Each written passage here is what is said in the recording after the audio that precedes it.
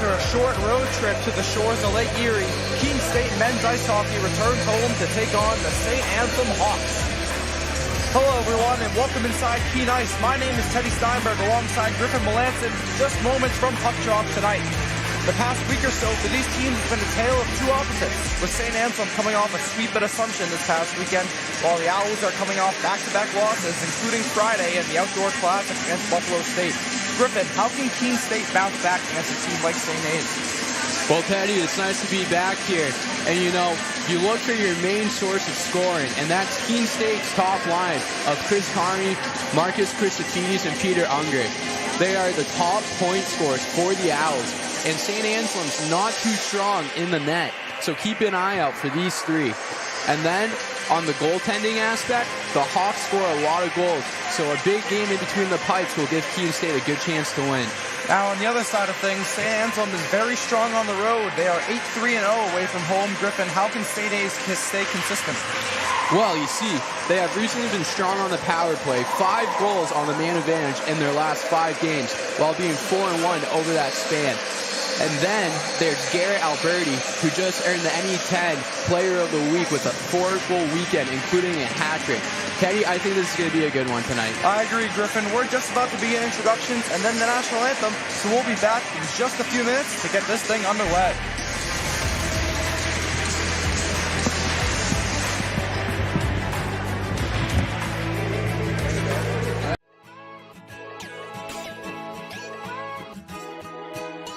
We are Keene State.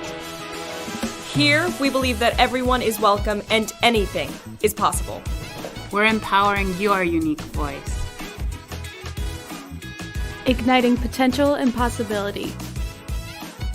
Look closer. We are a tight-knit community, an inclusive community, where people can be their true selves. Bring your ability, background, culture, or traditions, whatever makes you you. Because Keene State becomes home from day one. Come find your people and enjoy live music, art, coffee, thrifting, and did we mention the food? And if you're worried about what there is to do on the weekend, just look at this. Everything we do here is about community. Because we're a community of intense learners with extraordinary hearts that raise each other up. We are fueled by each other's successes, learning outside the classroom as well as in. And we're here to provide the guidance and support you need to succeed. All right, let's get hands-on. In the lab. In the studio. In the pool. On the dance floor. On the stage. The choices are yours, the opportunities are here. Here at Keene State College, we're focused on teaching students the skills for an ever-changing world. I'm ready to tackle problems with industry-ready skills. You'll get a resume that writes itself, and a paycheck that earns. Elevated confidence. World-class courage. And we never stop learning. True learning takes collaboration. We explore what drives our passions. Celebrate our individual voices. And spark possibility together. Every single student, every single day. You already have what it takes. Welcome to Keene State.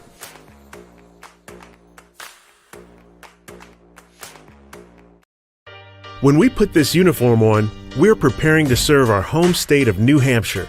We serve part-time in our own communities and for our families and friends. In any emergency or disaster, you can count on the soldiers of the New Hampshire Army National Guard to be there.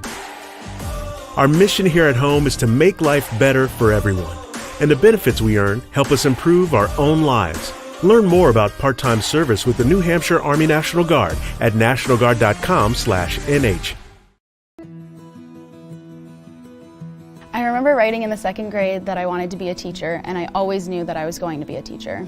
I started school a year early, and it created challenges for me because I wasn't able to pick up material as fast as the other students.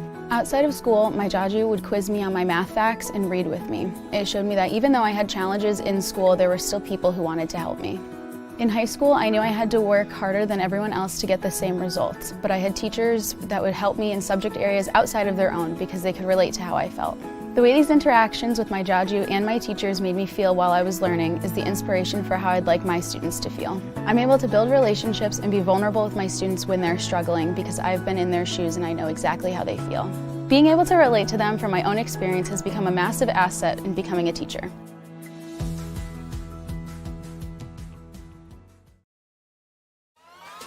All right, pay attention. Welcome to Fandom 101. We'll cover the tools of the trade from foam fingers in the wave to the super secret wave. How's that for a course description? Lesson 1, your game starts long before the opening whistle, so arrive prepared. 2, if something piques your interest, raise your hand. And 3, work in groups. NCAA championships, attendance is encouraged, passion is mandatory. Get your seats today at ncaa.com/tickets. Class dismissed. Fenton Family Dealerships, Tri-State Area's best selection of new and pre-owned cars, trucks, and SUVs, has state-of-the-art service facilities and services all makes and models. Home to an exclusive lifetime powertrain warranty and no extra cost to you. Locally owned since 1986. More information at fentondealerships.com. Welcome back to Keene Ice as we are getting ready for puck drop. Starting in goal for St. Anselm is Cam Carroll. 10-5-2 on the year with a .315 goals against average. And then in net for the Owls is Ben Skelton. 276 goals against average, .921 save percentage. We are underway. Skeleton's really been the backbone here for Keene State this year. Definitely coming up with a few big games for the Owls. Puck's battled for in the near corner. Unger gets checked by Duffy. Carney will poke it up. Shot comes in from Hoffman, is turned aside by Carroll. Puck kept in by Mazer.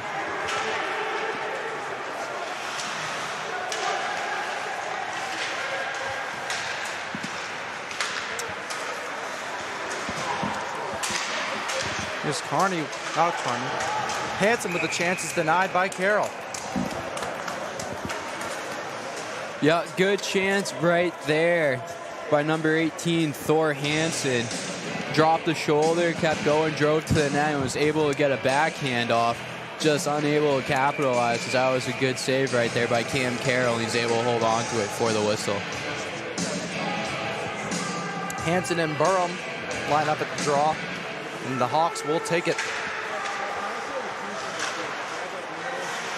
Here's a puck tried to get out by St. Anselm. Chance by Festa, turned away by Carroll.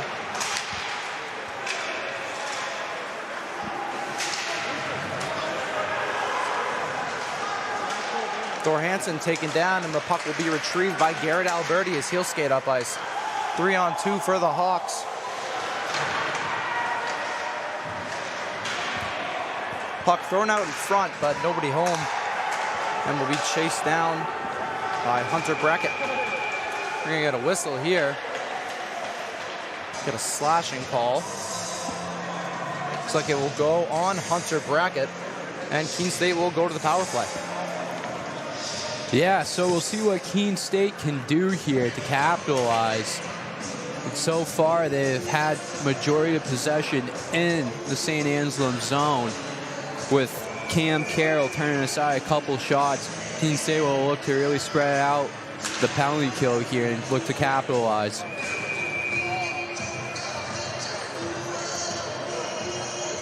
Looks like it'll be Chrysophides taking the draw. And up going back to McBride.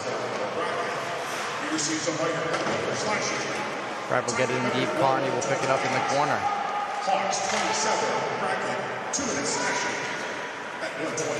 Puck goes around that and is ultimately cleared out by Will Rosen. McBride will retrieve it behind the net. Skate up ice, feed it to Chrysophides. Crosses into the offensive zone. Chrysophides stops, waits. Finds Gonzalez in the corner, who gives it back to Chrysophides.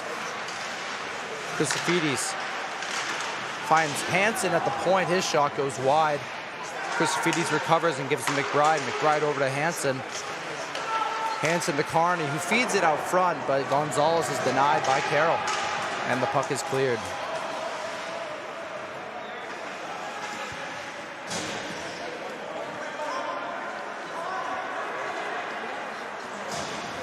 Bride will give it up with Corey Tuminus. Puck poked away and cleared.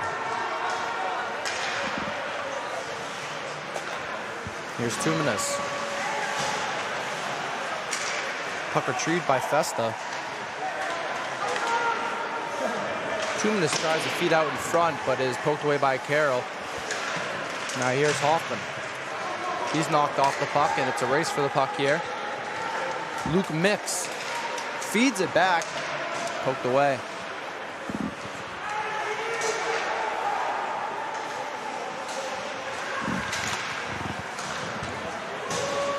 Here's Peyton Jones. Puck's deflected out to Mazer. Fires one, denied by Carroll, and out of play. The Owls started that power play off Sean. They had good possession in the zone, and then shortly after, St. A's was able to lock it down. Keene State having a tough time generating something there for a good minute, 15 seconds. And then, you know, they have 8 seconds left on the power play. Could get something going here, but St. A's able to stall a good minute, 15 of that penalty kill. Puck is won back and cleared out by Hunter Hoffman. That'll do it for the Keene State Owls power play. Here is Koschel getting pressured.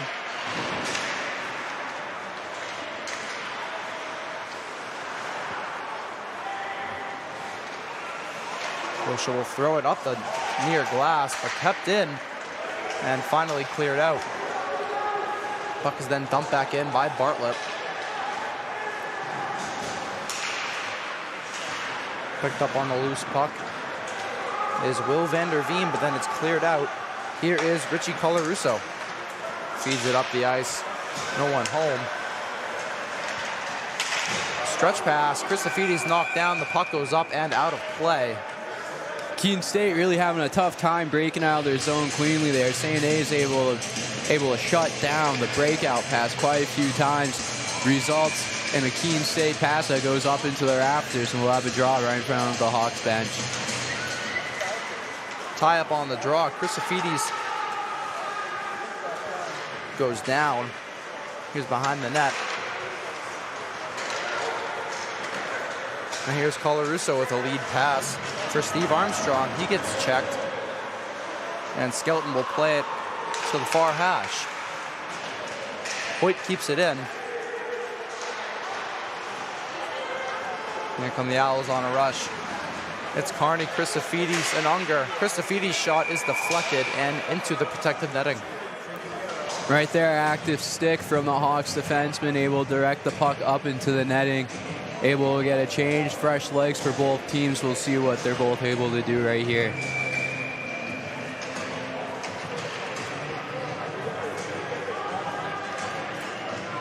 St. Anselm has not recorded a shot yet on goal. Keene State with 4 of them. Hansen will keep it in deep. Giveaway here. It's Kyle Gonzalez. Tries to feed it out front. No one's there. He's trying to move around people. Loses the puck, though, to Luke Leinart, who will fire a far boards pass. And Luke Mix will dump it in. A little late to get in the zone there for the Hawks as they were offsides. Didn't recognize it at first. Hansen takes a big hit along the near boards.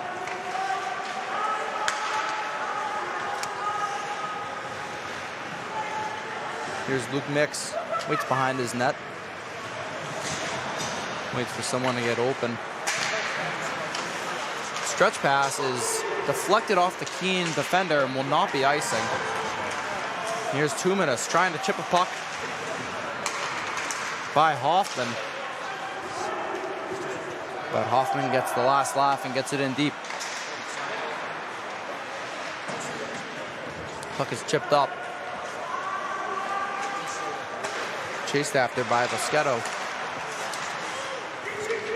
John Myers tripped on the puck.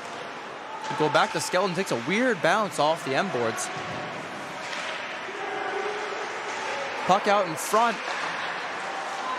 but ultimately turned away by Skelton. Here's Peyton Jones dumping it in. Keene State will change. Will Vander Veen will give a stretch pass. Connor Kelly chips it up to Max Burham. There's McBride battling with Bartlett behind the net.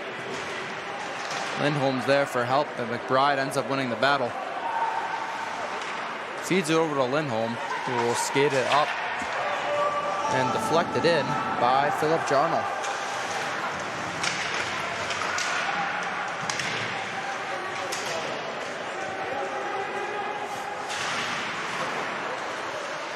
Puck is battled for on the near hash.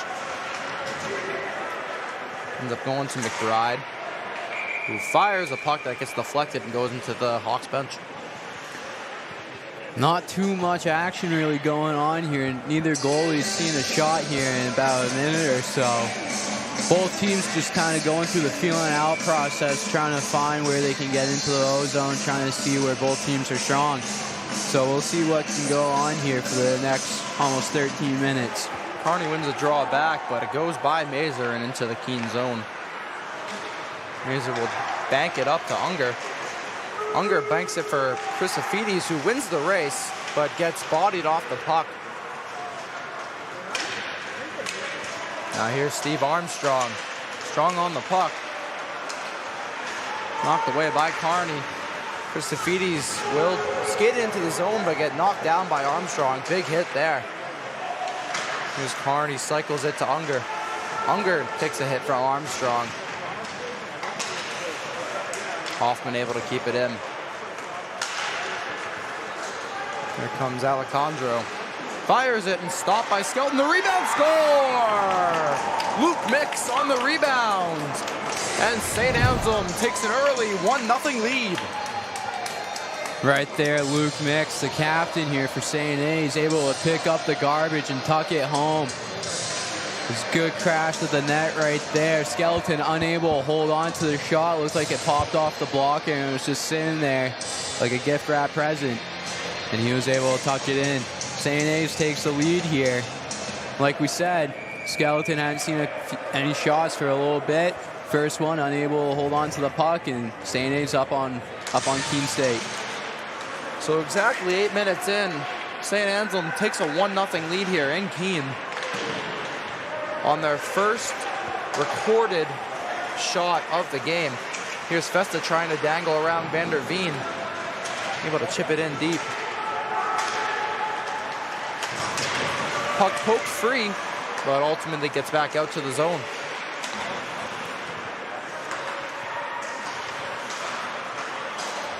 Bartlett will dump it in deep. Skelton will play it to the corner. And a giveaway here, a shot is turned aside by Skelton. Pass out in front, goes home. That shot blocked out in front. Skelton makes a save on a behind-the-back shot.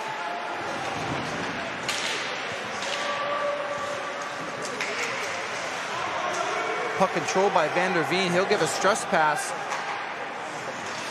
Number 8, John Myers. Boschetta was blown up in the middle of the circles in the offensive zone. St. Anselm will regroup.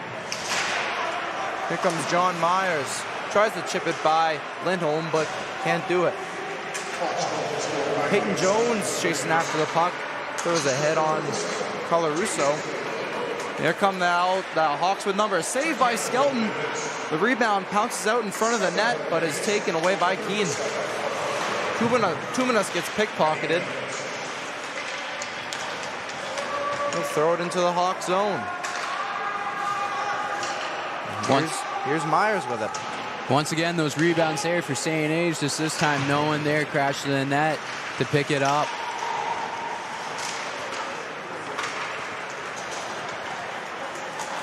Here come the Hawks again. Connor Kelly gives it for Bartlett, who falls down on the play. No call there.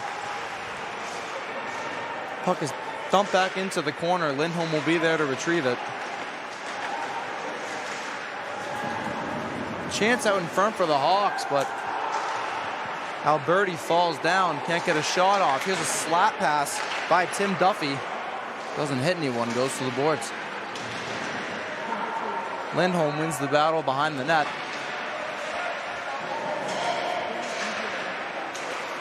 And here's Alberti, a feed to the point. Here's Mix with a shot, saved by Skelton. Here's Bartlett, another shot, another save made by Skelton, and the Owls will clear. Goaltender Ben Skelton comes up big there for the Keene State Owls, like he's done so many times before this season. Christofides dangles through. Loses the puck on the last guy. Here's Mazer, he'll bank it in.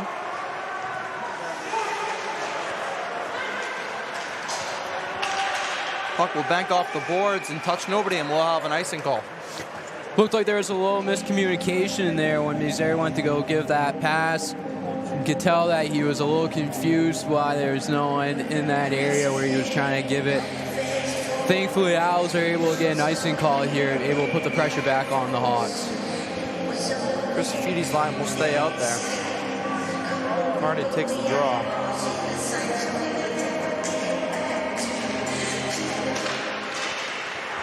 Christofides wins the loose puck and he scores! Marcus Christofides on the wraparound! And the Owls have tied it up at 1. Big goal there by number 17, Marcus Christofides off the faceoff. Able to pick up the loose puck, drive right around the net, and tuck it right past the goaltender, Cam Carroll, before he can get to his post.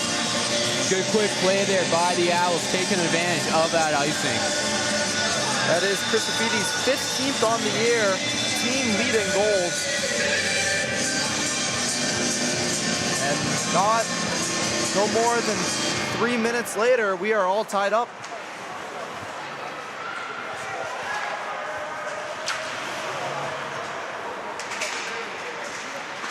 Here comes Alejandro, shot is blocked.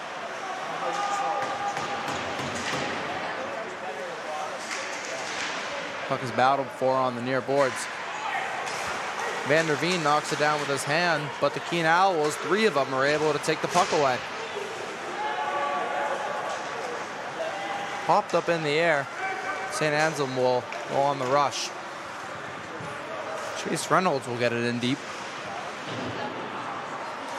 The Owls regroup. Here comes Festa. Gives it up for Gonzalez, who will get it in deep. Hansen will go for a change.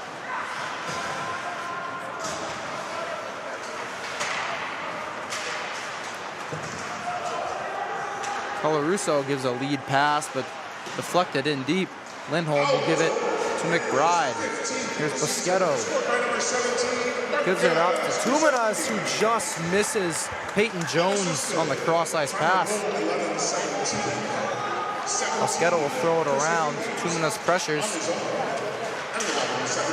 And here's Chase Reynolds with a burst of speed.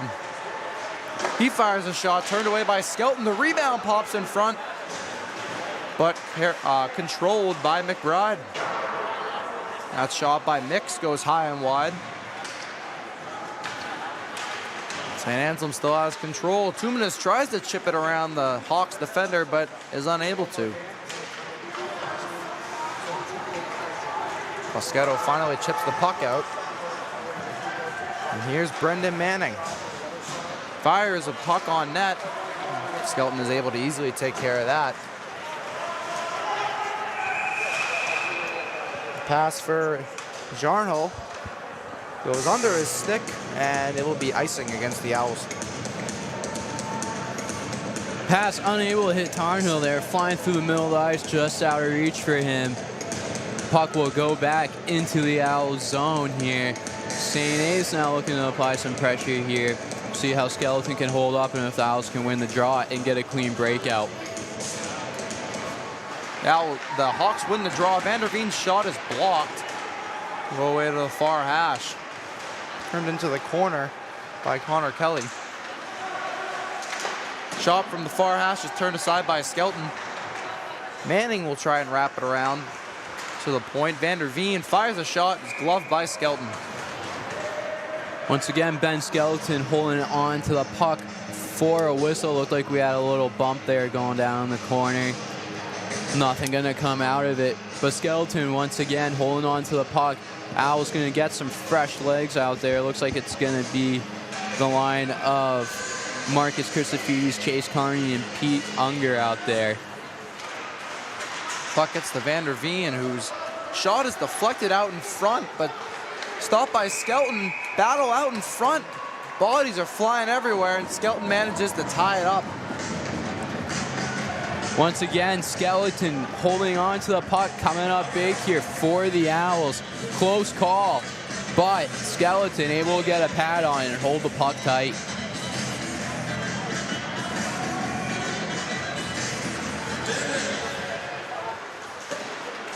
Van der Veen's shot is blocked out in front and will exit the zone. Thrown back in. Skelton leaves it for Declan House, who skate up with it. Give it a ice to Unger. Here's Carney. 3-on-2 for the Owls. Christofides. Carney fires it wide. What a chance there for the Owls.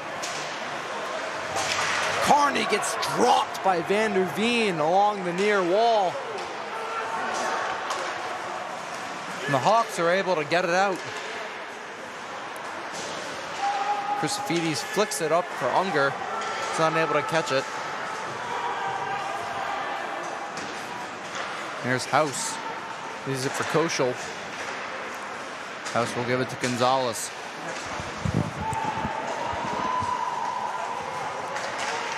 Koschel unable to get it in deep. And the Hawks will take it the other way. Here's McBride around his own net. Leaves it for Lindholm. Lindholm will chip it up to Gonzalez. Bounced over to the Hawks player. Here's Alejandro, but poked away by Gonzalez. The shot by Colarusso is saved by Skelton, and so is the rebound. Here comes Festa on a break. Puck is poked away by Colarusso.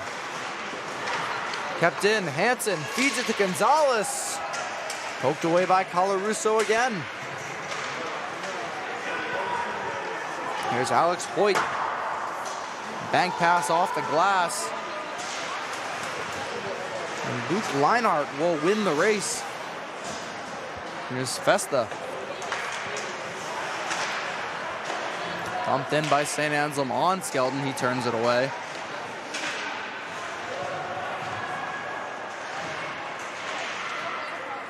Lindholm picks up the loose puck. Floats it out of the zone, over the stick of Mix. No icing here. Peyton Jones wins the race to the puck. Him and Tuminus battle. Tuminus will gently throw it out in front. Carroll will cover it up with ease. Both teams going to be battling pretty hard here these last 4 minutes, trying to get the upper edge going into the second. So far, St. A's has got the edge in the shots. Keene State came out of the gates a little hot, but since then, St. A's has had majority of the possession.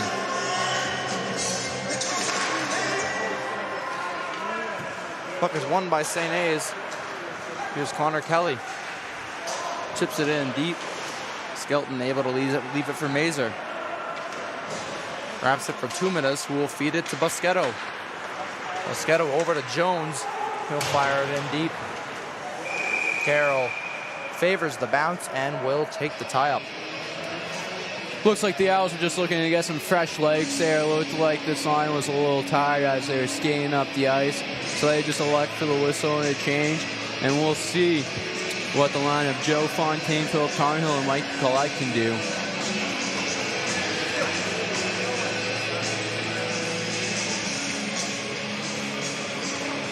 It's like the refs are just getting everything situated. A little discussion going on here with the St. A's coach and the linesman. Still some discussions going on. Keene State losing the face-off battle here, 10-4. And that's where Keene State capitalized on their goal, was off a face-off win. So it goes to show you how crucial face-offs are going to be in this game. You take whatever you can get. Absolutely. I wonder what they're chatting about. Seems like it's all good now. Yep. Keene State also 0 for 1 on the power play tonight, as St. A's Hawks were able to stall the power play. A great step there by Sean Hoffman along the boards, and the puck is chipped out into the Hawks bench. Quick whistle here, and then we'll get right back into the action. Faceoff will be taken in the Owls' offensive zone.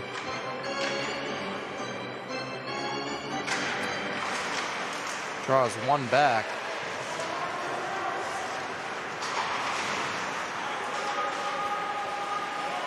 Chipped out. And Hoffman recovers. That puck hits the roof. And we'll get another stoppage and a face-off. Both teams electing to go with some fresh legs here with the final 3 minutes. A lot of whistles here this last minute. A lot of stoppage of plays. We'll see what these lines and both teams can get going. A little too much sauce on that lob. Koshel's able to clear and all the way down. Unger's able to beat the race and will take down Van der Veen. Van der Veen then gets the last lap and takes down Under and then clears the puck. Here's Alberti on a fast break and they score! Hunter Brackett on a great feed from Alberti. It is 2-1 St. Anselm. Right there, that St. A's goal starts off with Van der Veen right there, picking up the puck in the corner, pickpocketing Unger, and then just stretching the ice, and then good cross crease pass, and they're able to beat Skelton to make this game 2-1. So St. A's with some good quick passing there, able to stretch out Keene State, putting them up here by a goal. That is Brackett's 17th on the year, his 30th point.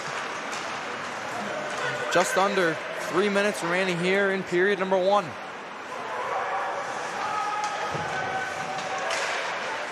Here's Lindholm.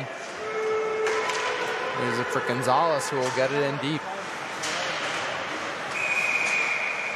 The Owls are going to get a call here. They're going to call Gonzalez on the cross-check. And that is not how you want to respond if you're the Keene State Owls. You know, you put some of your top guys out there hoping to get some momentum going your way. Instead, you end up on the PK. It looks like they're going to get number 18, Thor Hansen, and knock Gonzalez right there. But not the spot you want to be if you're the Owls, Teddy. Not at all. You just give up a goal, and now you're on the man. Now you're a man down. Not how you want to end off your period. See how Keene State can kill it off. Draws one by the Hawks. Here's Mix. Pass back and forth. Here's Leinart. Fires off the pipe. A lucky break there for the Owls. But here come the Hawks again. Mix feeds it out in front, and Skelton's able to get the glove on it. Skelton can thank the post on that one, as that one ricocheted real quick right off. Keene State able to kill off 26 seconds here, but they still got quite a bit of time left. St. A's looking to get something going. Draws one by the Owls, and Mazer is able to clear.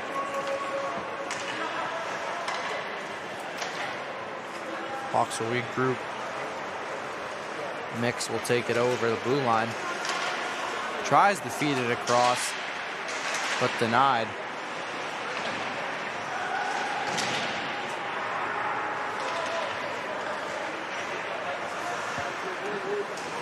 Owls controlling the puck to take some time off, and Mazer is able to clear it 200 feet.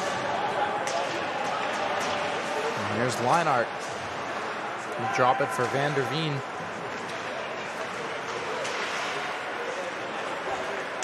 Van der Veen fans on the shot, and Lindholm will fire it into the Keene bench.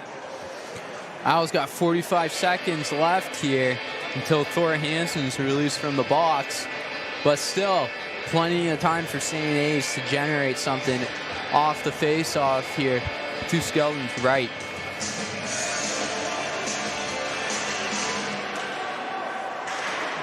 Owls win the draw. Mazer Tries to clear it out. I believe that went into the bench again. I'm not wrong. I think it might have hit the black padding on the edge of the bench. I think it might have ricocheted off of that. It looked like it budged because I saw goaltender Will Sloan. Looked like he was in the movie Dodgeball right there. Duck out of the way of that puck. Here's Van der Veen. Feeds it to Kelly. Back to Van der Veen. Tries to find Brackett down low. He'll drop it for Burham. Burham to Van der Veen. He shoots, saved by Skelton. The rebound will come out to Alberti. He'll give it to Van der Veen. Finds Burham. Alberti with the one-timer goes wide. The Owls are able to get it out of the zone. We're back to full strength. Here's Hansen fresh out of the box. Tips it around Kelly. And will pick up the loose puck on a late rush here.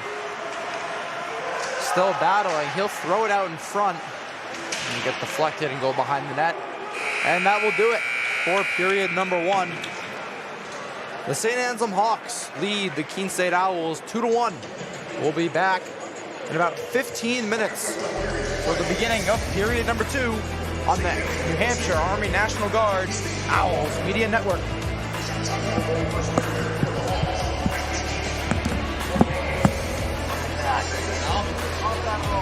It's just like I can't see. I know, yeah. I'm watching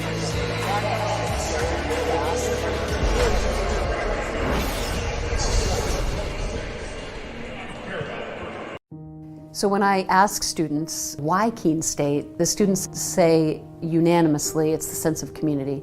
The feel when you walk on this campus is immediately a sense of belonging, a sense of safety, a sense of welcome, and a sense of opportunity and promise. And so I think our students feel that when they come to our campus, and they experience it when they join us. Why students choose this campus is the sense and feel, and also the opportunity and the promise of that opportunity for them when they're making the decision. And why they stay is that we deliver on that promise. We have students from urban environments, from rural environments, and when they come to Keene State in those first weeks of forming a new community, they bring all of those experiences together to create a better Keene State. It's a campus small enough to feel a sense of recognition and identity, and a campus big enough to feel part of something bigger than yourself. This isn't a passive experience, so please get engaged, find a club, make a new group of friends, get involved in a recreational sport activity, in an intramural sport, get involved in a creative performance, go see a show, be a part of this community and squeeze everything you can out of Keene State. And if you do that, I am confident you will have an exceptional experience and your life will be changed as a result of it.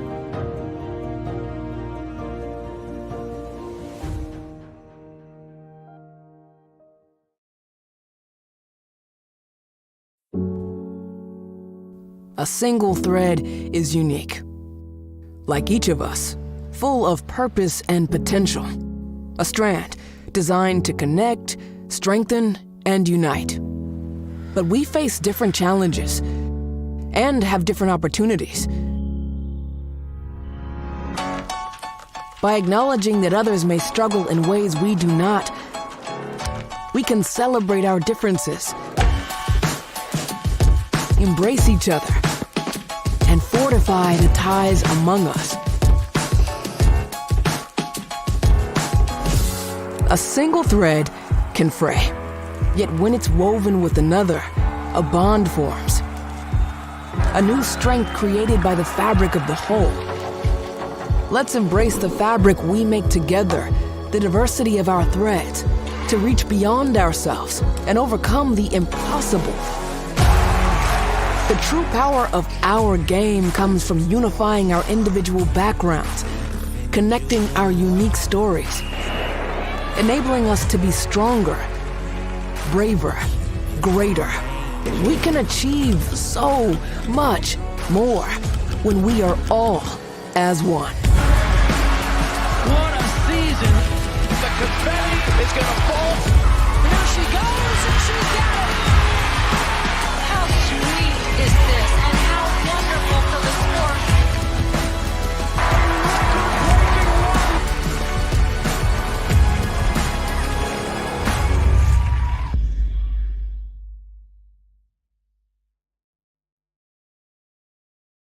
So I know facts of 5 are friendly. So I'm going to box out my 5 and my 8. My name is Ellie Lyons. I'm from Charleston, Rhode Island, and I'm majoring in elementary education and sociology. I am a student teacher, and I come into the classroom every single day from 8 to 3, and my CT, my cooperating teacher, will give me lesson plans or just things to do throughout the day so that I can slowly become used to running a classroom. I got interested in teaching because my mom has been a teacher for more than 30 years, and I've watched her enjoy teaching every single day. So I know that the passion never goes away, and I have always grew up in that experience and in that environment, and I knew that I would like it. One of the bigger reasons that I picked Keene State was because of the education program and how quick it gets you into the classroom. I know I went to other schools and I talked to those programs, and their hands-on learning was way later than Keene State, so I decided that would be best for me.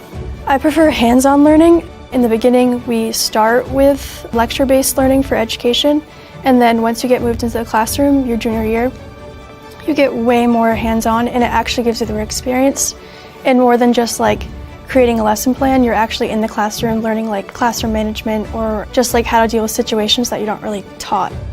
I chose elementary ed because of the ages.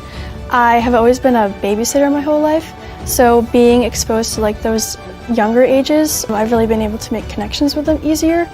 My first day starting at Simons, I actually already felt comfortable just because with Methods 2, gave me the exposure of being in this building and with this community and the staff and faculty. Now I feel like I am part of the school almost.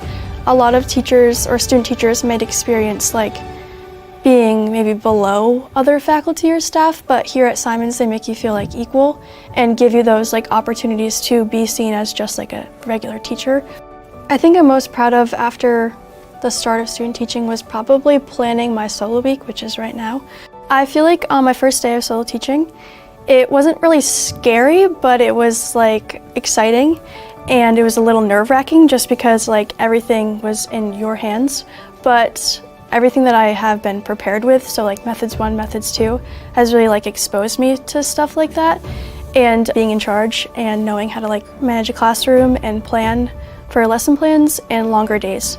From the first day, my cooperating teacher has been very easy to get along with. I definitely feel like she's preparing me to be a teacher on my own just because she has thrown me into those challenging conversations or just topics, and she shows me how to reflect as a teacher, which I think is super important because even after her lessons she'll be hey Ellie, what do you think I should do next, or maybe next year maybe I'll try something different, what do you have in mind?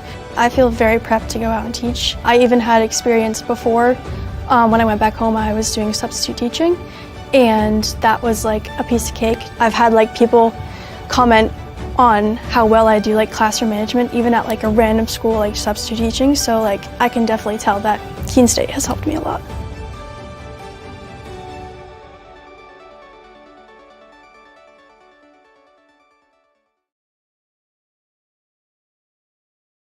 This is Paul Sullivan of Sullivan Tire Company. We're thrilled to be sponsoring the Keene State College Athletic Program, supporting the Owls. No matter what the sport is, in Division III, they are legendary. What a great academic institution, liberal arts school, in a beautiful part of New England. So let's go, you Owls, and remember at Sullivan Tire, we're always here to get you there. Thank you.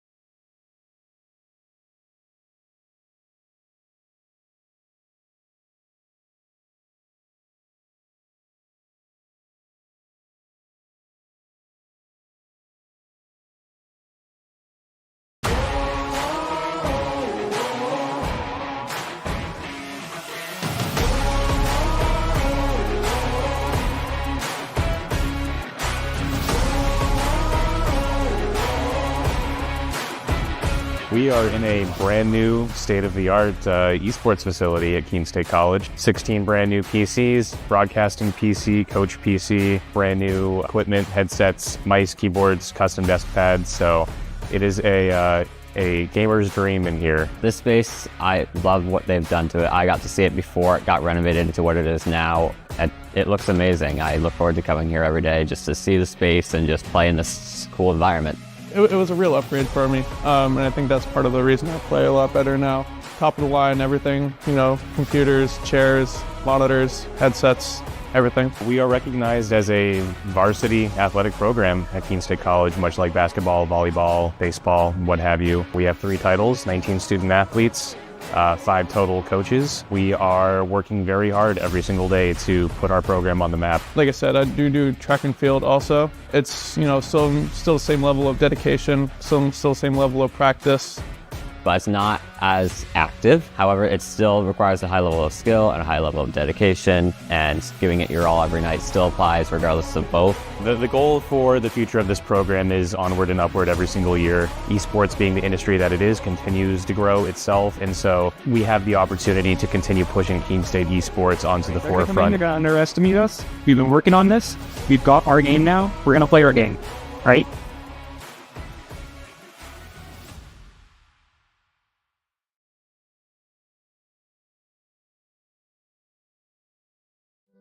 We know you will find your community along Appian Way here at Keene State College.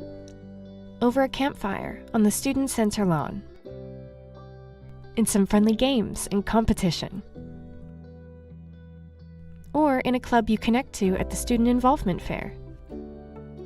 Maybe you will find your people on the courts, in a cheering section in the stands, at the rink on the ice, skating as an owl, or chilling in the yoga studio. Your connections may take place on the quad, listening to music, hanging out with friends, participating in a Keene State tradition like Pumpkin Palooza, or working on a group project, studying with classmates.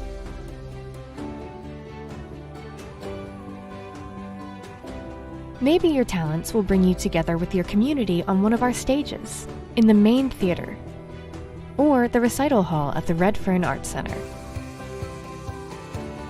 For us, community is all about the people you meet and the connections you make.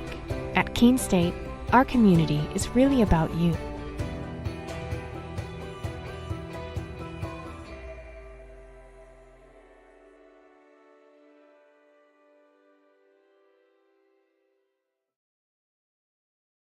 College sports fans, get ready for game day with officially licensed merchandise from the NCAA official online shop, ncaa.com/shop.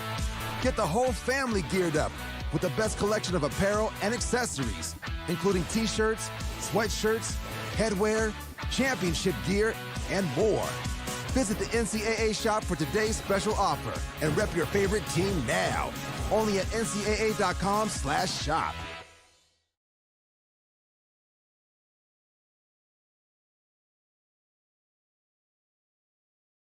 Fenton Family Dealerships, Tri-State area's best selection of new and pre-owned cars, trucks, and SUVs, has state-of-the-art service facilities and services all makes and models. Home to an exclusive lifetime powertrain warranty and no extra cost to you. Locally owned since 1986. More information at fentondealerships.com.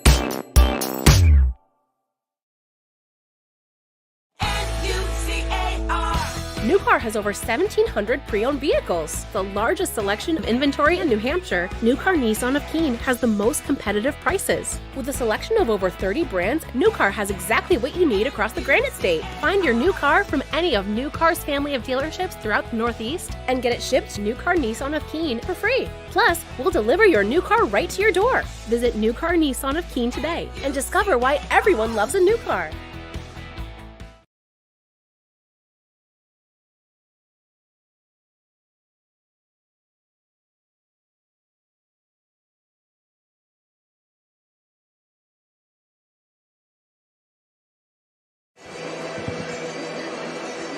Welcome back. Once again, my name is Teddy Steinberg alongside with Griffin Melanson. We are just about ready to get period number 2 underway. St. A's Hawks are up 2-1. Starting next year, the Little East Hockey Conference will be coming to NCAA Division III with the teams including Keene State, UMass Boston, UMass Dartmouth, Plymouth State, Southern Maine, Vermont State Castleton, Western Connecticut, Babson College, New England College, and Norwich. A lot of good teams here in the conference. 2 prime teams, Plymouth State and Norwich, both historically good. Both always look to go deep into the NCAA tournament. So good competition coming to the LEC next year for hockey. Division is going to be a first-year conference, so we'll see how that goes. Should be pretty exciting, Ted. And we are off in period number 2 with Keene State winning the initial draw. Mazer able to dump it in deep. Christofides there to retrieve it. Puck is taken away by the Hawks, dumped in. Skelton's there to retrieve it. Here's Hoffman. Relaying it up the boards, but stolen by the Hawks. Here's Mix with a shot. Skelton's able to get the glove on it. Keene State's going to want to have a good start here, too, this period. It's like we said last period, Owls came out hot to start it off, but then after that, St. A's just kind of took over. So we'll have to see how Keene State bounces back after that period. St. Anselm won the shot battle 20-6 after the first period, as Mix will find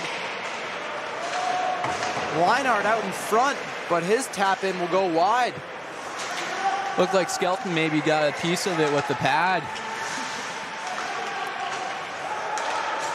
Here's Reynolds, drops it back to the point, shot goes wide. And here is Leinart battling with Carney. Reynolds will try and throw it back in the corner, blocked by Carney, but Reynolds able to get it to Hunter Hoffman. The shot is blocked out in front. Christofides able to give a nice shove on Reynolds, and he's able to get it out. He'll battle with Hoffman along the boards. The puck is retrieved by Patrick Demarinis. Stretch pass for Burham, misses, but no icing. Here's Lindholm, and feed it to Festa. Festa will dump it in deep. Van der Veen wins the battle there. Puck off the stick of Burham. Skelton's able to control it and cover it for a tie-up. So far, St. A's kind of had more of a bit of the possession here to start the second. Keene State looking like they're still trying to figure out how to get going here against the Hawks.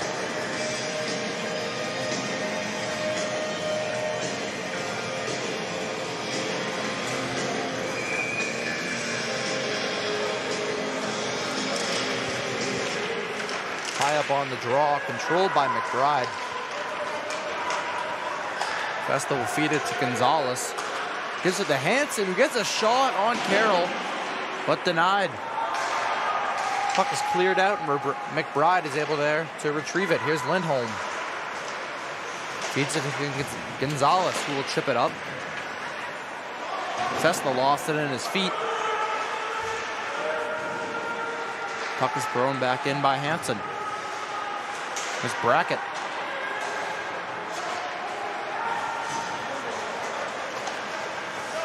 Across the blue line is Burham.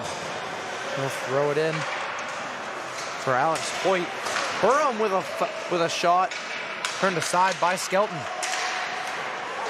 Brackett throws across the ice. Alberti gets it taken away by Lindholm. Puck is cleared out. Here's Tuminas. Finds a trailing Boschetto. He is hooked on the play. There will be a delayed penalty and a power play coming up for the Owls. Good play there by Boschetto right there, able to draw the penalty. It looked like if he never got hooked up there, he would have been able to have a step on Carroll. But sometimes you have to take a penalty in desperate situations. So Keene State will go on the power play. It says that they are 0 for 2 so far, so we will see how the Owls will do. What a pass there by Tuminas. Able to find the open guy trailing. Yeah, good play there by the Owls. Draws one back to McBride. He'll feed it over to Chrysophides, who curls. Chrysophides finds Hansen. Dumps it down low to Carney. Back to Hansen. His shot off the post and out of play. There, it looked like he had high blocker open, aiming for it, just barely misses it. So we'll have another face-off here. Owls will try to get going again on the power play. Big draw. Puck is one to the near hash. And back to McBride. McBride lost it in the feet of Manning. Puck is kept in. Great effort there by the Owls. But ultimately it's sent 200 feet by Luke Mix. Skelton will feed it to McBride, who'll feed it up to Hansen. Hansen works it into Chrysophides. Chrysophides drops it back. It'll be played into the corner. Puck is battled for behind the net and deflected out of play. Owls once again are going to try to generate something to get past Carroll. Marcus Chrysophides had that wraparound goal early on in the first period, but ever since then, Carroll's been able to stop the limited shots he's seen since. Draws one back into the corner, but Hoffman's there to battle it out. Here's Mazer. Feeds it cross ice to Jones. Festa's there. Tries to feed it to Jones, but the puck is deflected. Hoffman behind the net gets it back to Jones in the corner. We'll give it up to Mazer. Mazer with a shot goes wide. And on the rebound, the net gets dislodged. Hoffman trying to tuck it by, and then a takedown by the St. Anselm captain, Chase Reynolds, on Peyton Jones. Right there, the Owls just trying to get some bodies to the net. Unfortunately, the puck just bounced out from behind the net. Wasn't able to get there in the nick of time. Net comes off, and then we got a little wrestling match. So a puck will come outside of the zone. Owls still have 41 seconds to work with here, but St. A so far, for the last minute 19, have been able to shut down the Owls. The puck is one into the A's zone. And back over to Mazer. He'll sauce it for Jones. Jones will lose it at the blue line. Puck hits off the top of the glass. And Tuminas will fire it over to Jones. Jones fans on the initial pass attempt. It's intercepted by Colarusso and thrown in deep. Here's Mazer with the loose puck. Tuminas gets it up the boards. He'll chip it by, but there Luke Mix is there to deny him. Back to full strength here. Skelton will throw it around the boards to Jones. Here's Mazer. Fans on it, over to House. Behind Chrysophides, but to Unger. Unger tries to hit Jones on the trailer, but Jones falls down. Here's Brackett getting it out of the zone here. Loose puck gets deflected back to Burham. He tries to find Alberti, but the puck will bounce off his stick and into the corner. Brackett picks up the loose puck, throws a backhand pass, and it's in! It's a goal for St. Anselm. I believe it's Garrett Alberti was able to get a stick on it. His 5th goal in the last 3 games. It's 3-1 Hawks. And right there, the puck just thrown to the net. Alberti was able to streak across the middle and just get enough stick on it just to redirect it. And it looked like it slid 5-hole on the Owls goaltender, Ben Skelton. So St. A's now has a 2-goal lead. Keene State finds themselves in a much bigger hole after they are unable to capitalize on the power play. That is Alberti's 9th of the year. He's able to give the Hawks a 2-goal lead here, just over 6 minutes into the second period. Here's Lindholm will chip it up. Colarusso will feed it. And Armstrong goes down after a nice hit there by McBride. Fontaine battling with it. He's able to get it in deep, and he'll race for the puck with point. Picked up by Colarusso. Back to Fontaine. Feeds it out in front, but deflected away. And here come the Hawks with speed. Will Rosen will throw it in on net, turned away by Skelton. Lindholm tries to chip it out, but taken away by Armstrong.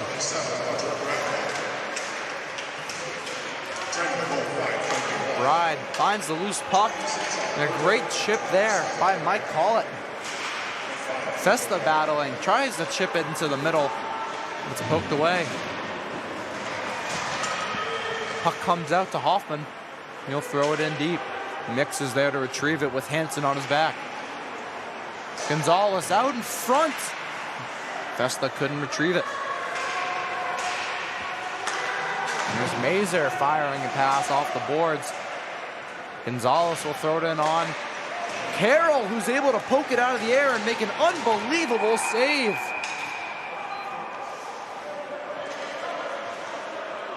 A little extracurricular action between Gonzalez and a few of the St. Anselm defenders. I believe the net was dislodged during that play.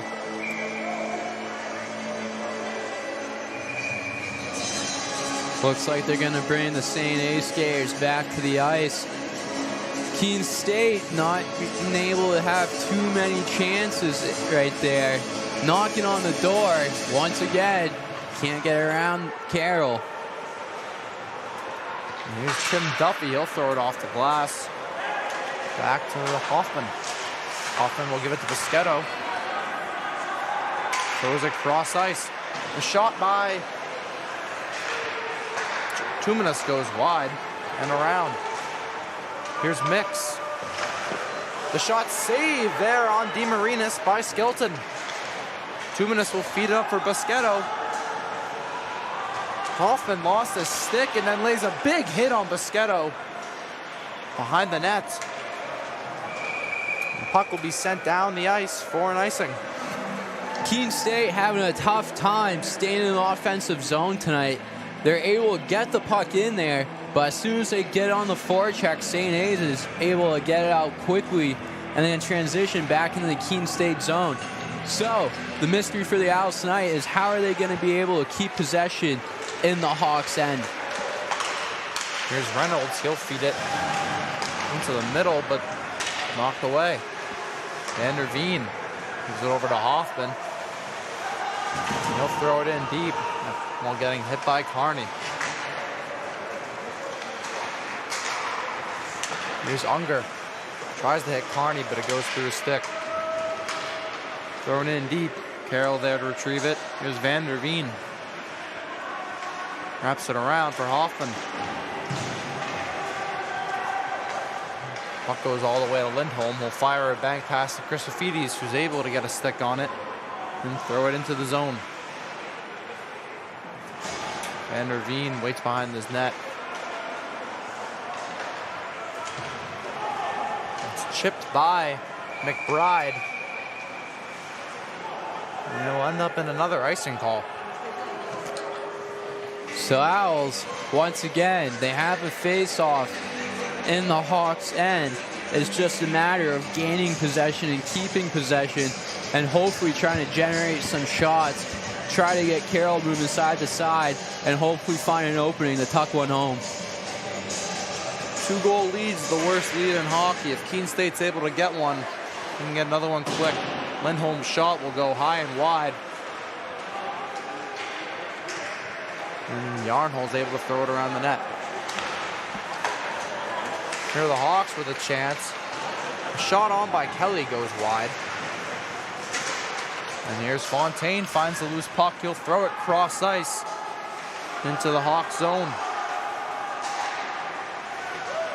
Here's Myers with it. Taken away. Poked through. Jarno's not able to control it. We get an offsides call here on the Owls. Once again, the Owls haven't, they're getting stalled at that blue line. Seems like they got ahead of steam coming in, and then once again, St. A's just locking it down. Not letting Keene State get too much going here in the second period. Keene State still looking for a goal to cut this deficit to 1. Here's Burrow, makes a nice move around Mazer. Skelton able to make the save. The puck bounces out in front, no goal. The ref signals, St. Anselm celebrating like they just scored. And there is no signal there from any of the refs. It looks like they're going to speak about this. So we will see what the call is. We'll have a meeting here right in front of the scorer's table. The puck is resting on the near circle here in the Owls defensive zone. From my point of view, that hit the post and then off of Skelton's back. He was able to cover it. We'll see what the referees decide here. Quick shot there. It's a little tricky to see. From my angle, I couldn't tell if it hit the back bar or the front bar. But either which way, Skelton did have it covered. It's just a matter if a ref had a better view to see what bar it hit. But came back quick. Skelton was able to cover it. Unfortunate bounce for the Owls.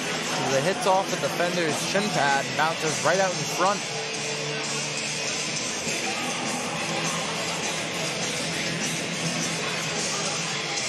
Like we were saying, there's no signal from the refs, so not sure if it's a goal or no goal.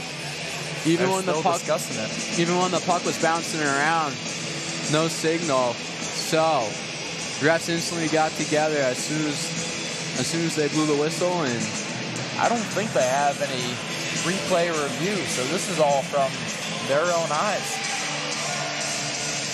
They made a decision and it's a goal. It's a good goal. Looked like the puck hit the back bar. So now Keene State finds himself down 3 goals. Quick release there for the Hawks. Give them the lead. Coach Bobby Rodriguez is looking for an explanation on this call. Captain Declan House, too, is standing there trying to talk to the refs. Keene State does not look happy about the call.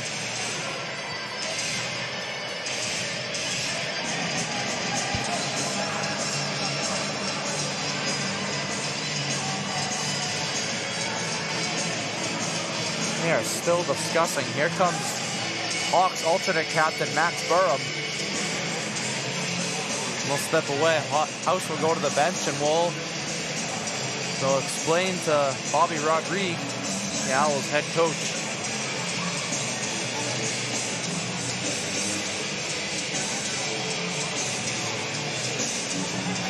Just a quick play there. It doesn't look like anyone really saw what happened. Refs coming together, just trying to figure it out. It looked like one of them had a clear lane to the net, saw it hit the back bar.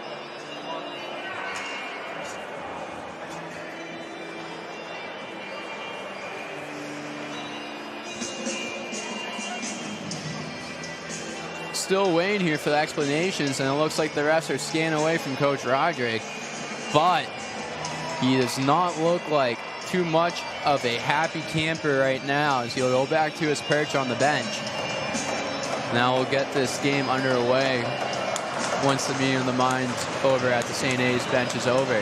10:28 remaining here in the second. It is now 4-1 St. Anselm.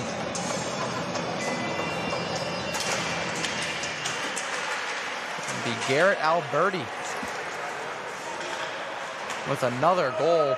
His second of the game, 6th in his 3rd game. His 10th on the year. The Owls battle for it behind the net. Here's Gonzalez. Feeds it to Mazer. He'll fire it, goes wide.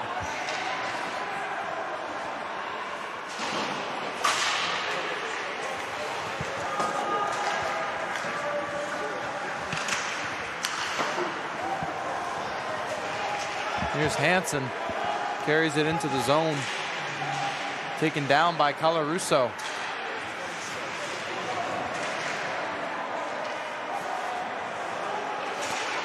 Looks like there's a delayed call here on the Owls. Birdie with a dangle. And Mazur's able to pick it up, and the whistle is blown.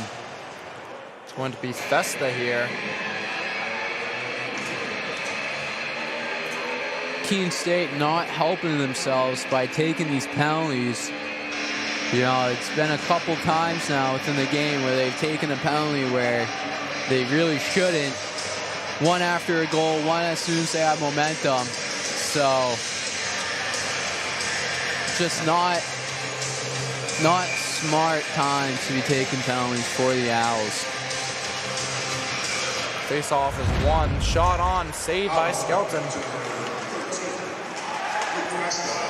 Puck played with a high stick by Busquetto, but St. Anselm's the next team to touch it, so there'll be no whistle.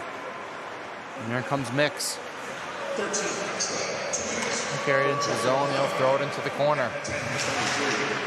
DeMarinis and Lindholm battle for it behind the net. Mix and McBride join the scrum. Meyer is able to keep it in, but right to McBride's stick, he'll throw it off the boards, and Leinhart will carry it behind the net.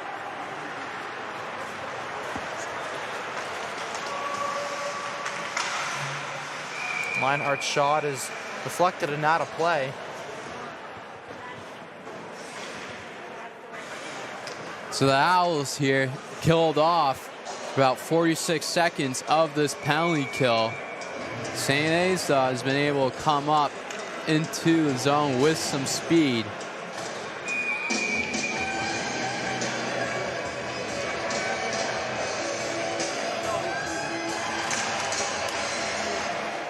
Draw is won by the Hawks. Here's Alberti. Van der Veen will carry it along the hash. He'll fire a shot saved by Skelton. And Mazur's able to send it the length of the ice.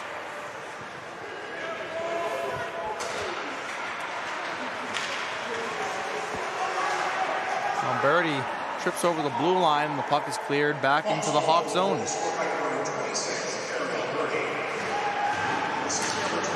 Herm is taken down along the boards, and looks like we're going to get an offsides call here on the Owls. Yeah, I believe that's the call there, Teddy. Keene State looking to kill off about these final 40 seconds here. Trying to not put themselves in a deeper hole than they're already in. Just looking to generate some shots once they get back on a 5-on-5. There's a break for the Hawks.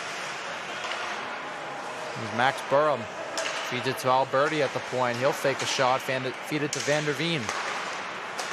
Alberti and Van der Veen play catch. Shot is blocked by Hoffman.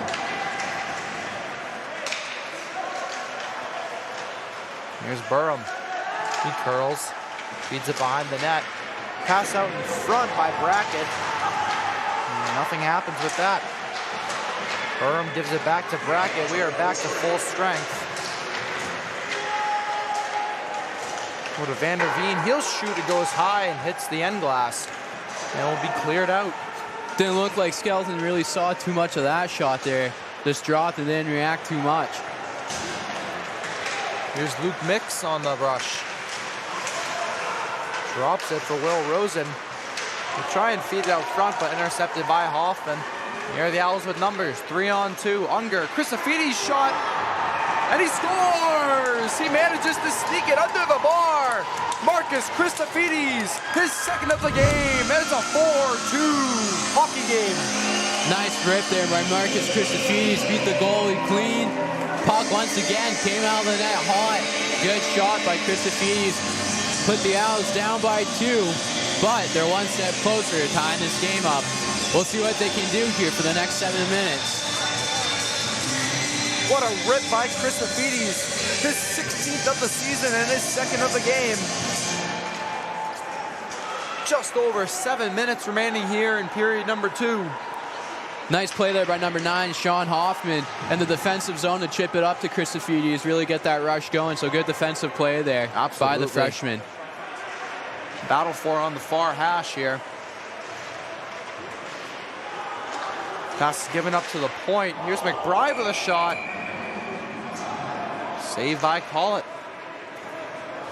Sorry, Carroll. Sorry about that. Keene State starting to put a little bit of pressure on Carroll now, trying to test him here a little bit as he hasn't seen too many shots in this period. I think he's seen about 4. So the Owls really trying to put on some pressure, hopefully trying to close this gap even more. St. Anselm leads the Owls in shots 28-13. Here's DeMarinis. Fires a pass that goes wide to the corner, but goes right to the stick of Van der Veen. And Skelton's able to make the save. Here's Reynolds. And taken away by McBride. Hansen will chip it into the center of the ice. Gonzalez is able to keep it. He'll battle in the corner. Festa tries to throw it out in front for Hansen. He's able to retrieve it along the boards. Ryan Koschel keeps it in, but knocked down by DeMarinis. And out of the zone. Koschel there, able to get it back in the zone. But the Hawks are able to regroup. Here's Luke Meinhardt. Throw it cross ice, chip it off the boards to Ryan Koschel. Koschel will give it over. Thrown into the zone. Van der Veen is chased down by Tuminas. Stretch pass there by Myers, who trips. And then takes a hit from Koschel and loses the puck. And it's thrown back into the Hawk zone. It'll be an icing call on Keene State. So the Owls bending but not breaking here. They're going to send a puck all the way into the St. A zone for an icing. So the Hawks will look to keep on Pepper and Skelton with the shots, trying to get that lead back up to 3 goals.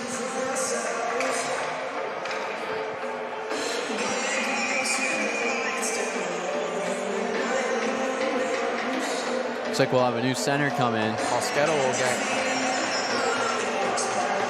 stay in there, actually. Look like the ref may have changed his mind. Skelton plays it to Koschel, who'll trip on the barrier of the net.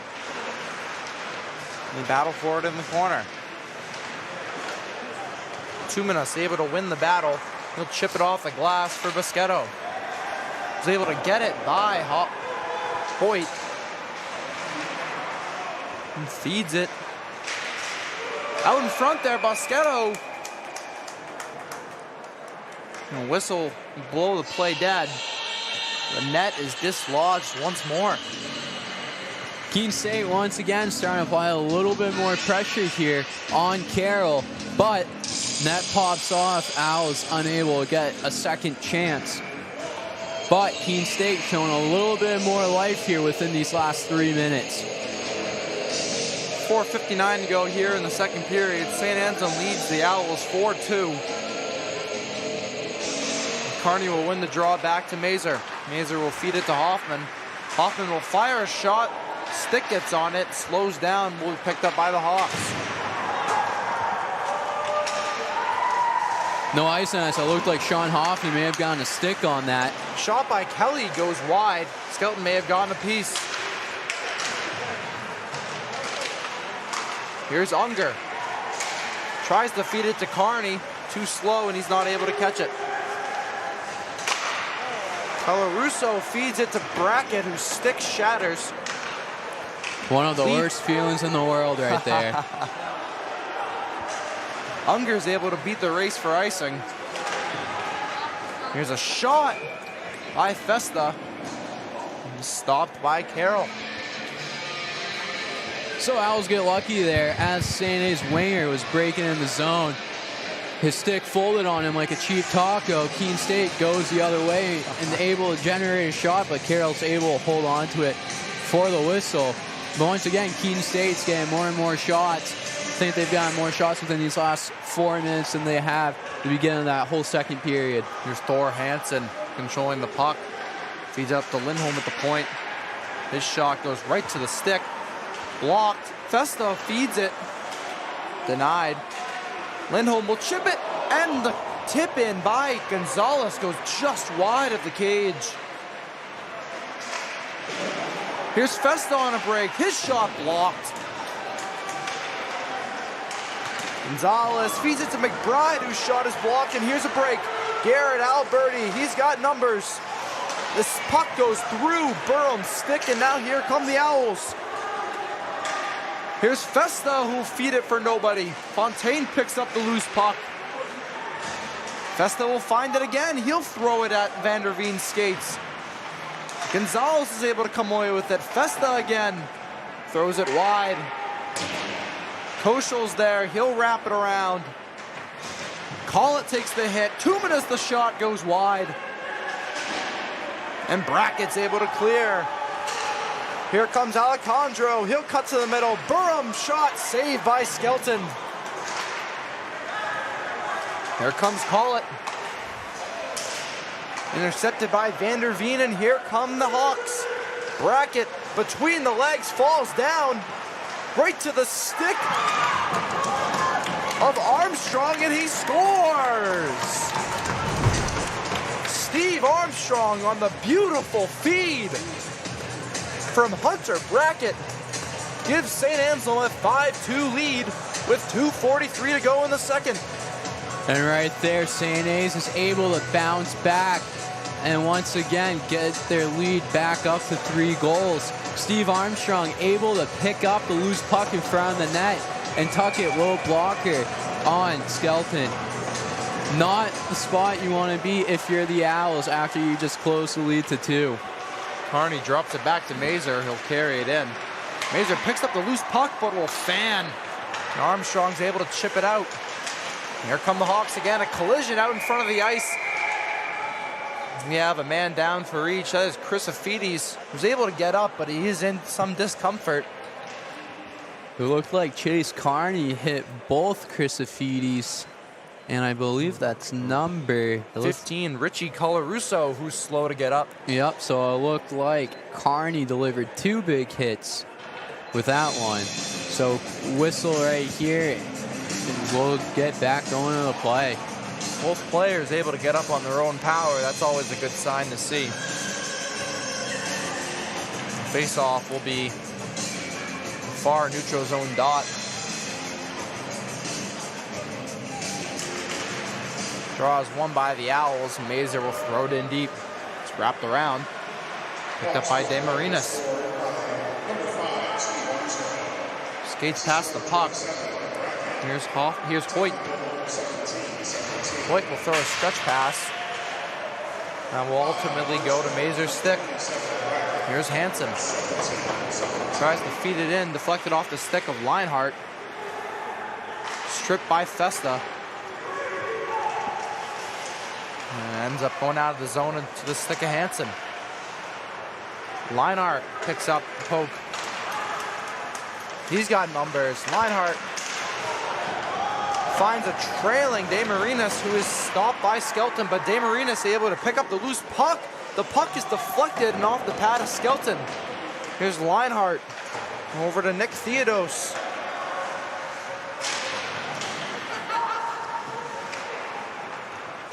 Here's Shane Mazur. He'll throw it off the far glass. The dump in off of Skelton into the corner. Hoffman. Get it behind the net to Mazur. He'll throw it up ice, touched by no one, and it'll go all the way down for icing.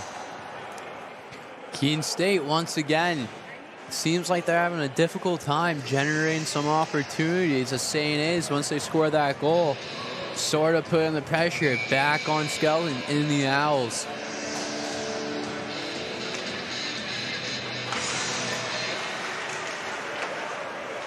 Face-off is won by St. A's, but goes past the stick of Tim Duffy and all the way down. Tuminas pressures him. 1 minute remaining here in the second frame. Tuminas finds the puck at the bottom of the circle. He'll work with it and fans on the shot. And he picked up by Duffy. Duffy will throw it up ice. Here's John Myers.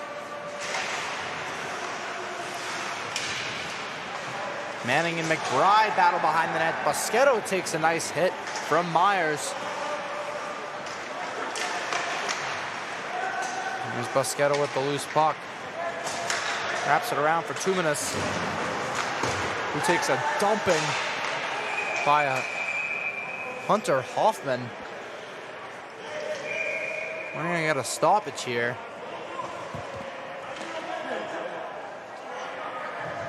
I think it was Fortuminous who was down for maybe a second too long. They blow the whistle dead, and he's going to skate off the ice here. 18 seconds remaining here in the second period. St. Anselm leads the Owls 5-2. Shots in favor of the Hawks 35-15. Draw won by the Owls. And here's Jack Lindholm. Fires it just wide. A good bounce, but Collett's not able to pick up.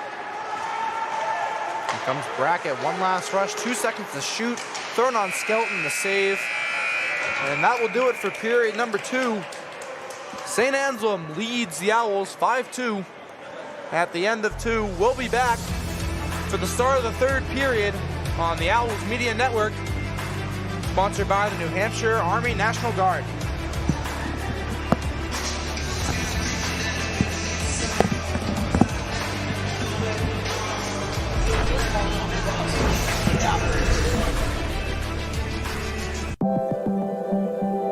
Proportion to me is the lived experience of our Division III student athletes. They balance life from an academic perspective and the rigors of competing at a high level, bonding with teammates and building lifelong friendships. But they also are involved in their communities. They work jobs and internships and volunteer. They've learned to be resilient. Diverse experiences are setting them up for the future.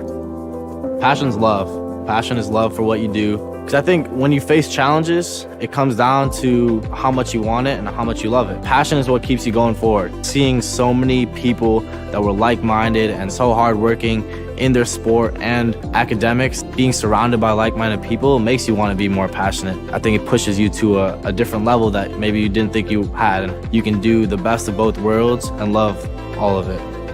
A good citizen is someone who wants to make a positive impact, both in their communities and in the world around them.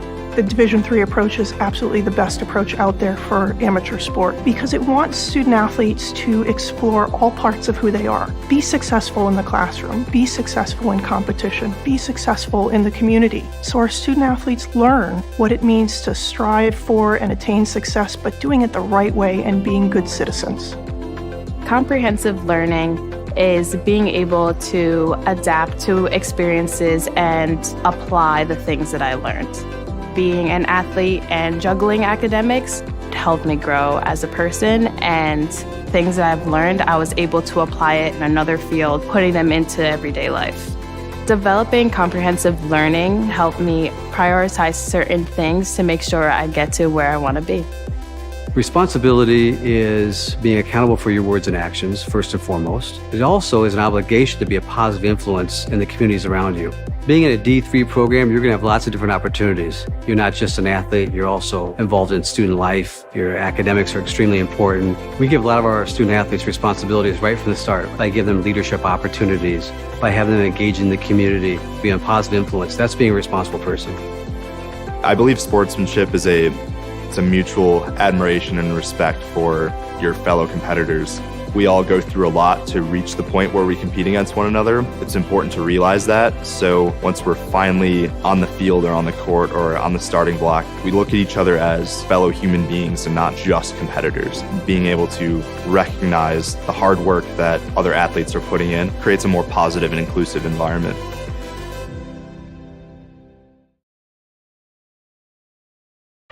When we put this uniform on, we're preparing to serve our home state of New Hampshire. We serve part-time in our own communities and for our families and friends. In any emergency or disaster, you can count on the soldiers of the New Hampshire Army National Guard to be there. Our mission here at home is to make life better for everyone, and the benefits we earn help us improve our own lives. Learn more about part-time service with the New Hampshire Army National Guard at nationalguard.com/NH.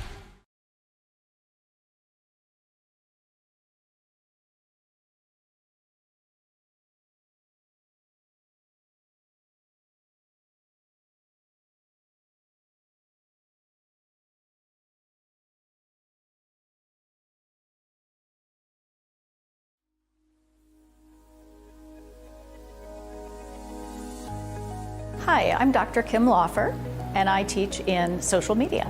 We find that there are so many jobs available in social media management, in social media analytics, in public relations. Everybody is looking for someone who can do social media, who can help them create a strategy and measure whether that strategy is working. In the social media major, you'll learn how to create effective content.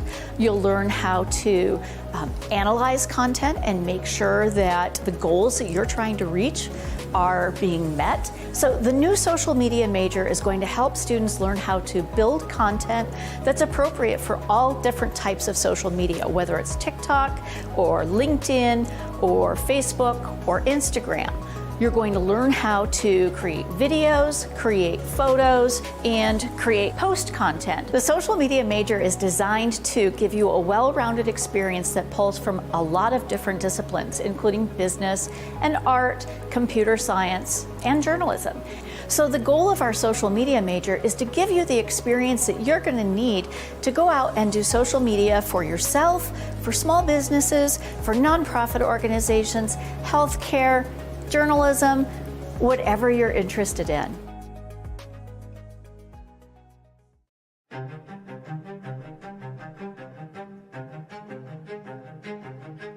My name is Wei Liu, and I am the professor of computer science here at Keene State College. Cybersecurity has a pretty high demand in the job market. It's gonna have a variety of career paths. So graduating in cybersecurity, they can be employed by government agencies, private corporations, and non-profit organizations. Cybersecurity is really a field with constantly emerging new technologies. So students keep learning new stuff and adapt to new technologies to solve the problems. Cyber attacks has become more and more common. The students in this field, they can help to protect the individuals and organizations or even national security against the cyber threats in the cyberspace. So they can make some positive impact in our society. After students graduate in a major of cybersecurity from Keene State College, and the job work they can do is, for example, they can do information security analysis, and they can do the cybersecurity auditor,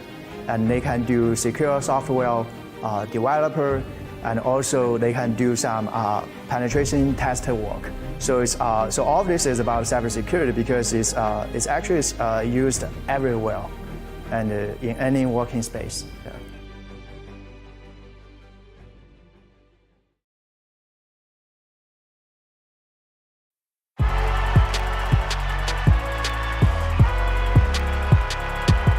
Number 32, Kyle Hornsby. Inside the 30, touchdown. Michaela Burgess. An incredible finish by Hall. The NCAA and its member schools offer nearly 500,000 college athletes a path to go pro in something other than sports. Learn more at ncaa.org.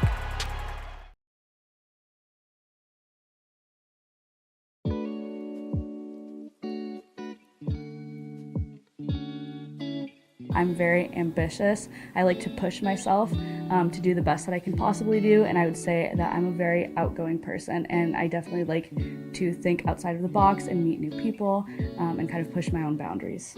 I'm involved in student government, pre-law society. I've been an orientation leader, a community assistant. I'm involved in Greek life. I was involved in the Pan-Hellenic Council and some other organizations as well. I would say that I would connect being ambitious with the amount of involvement that I pursue. I'm someone that likes to be really busy, and the unique part of being a student at Keene State College is I've had the opportunity to be part of so many organizations. It's been a really incredible experience. I chose to get involved in all those different areas on campus because it's helped me become a better student. I think when you're really involved in your community and you're an involved student, you're able to become more interested in what you're learning about in class and make better connections with the students that are in class with you.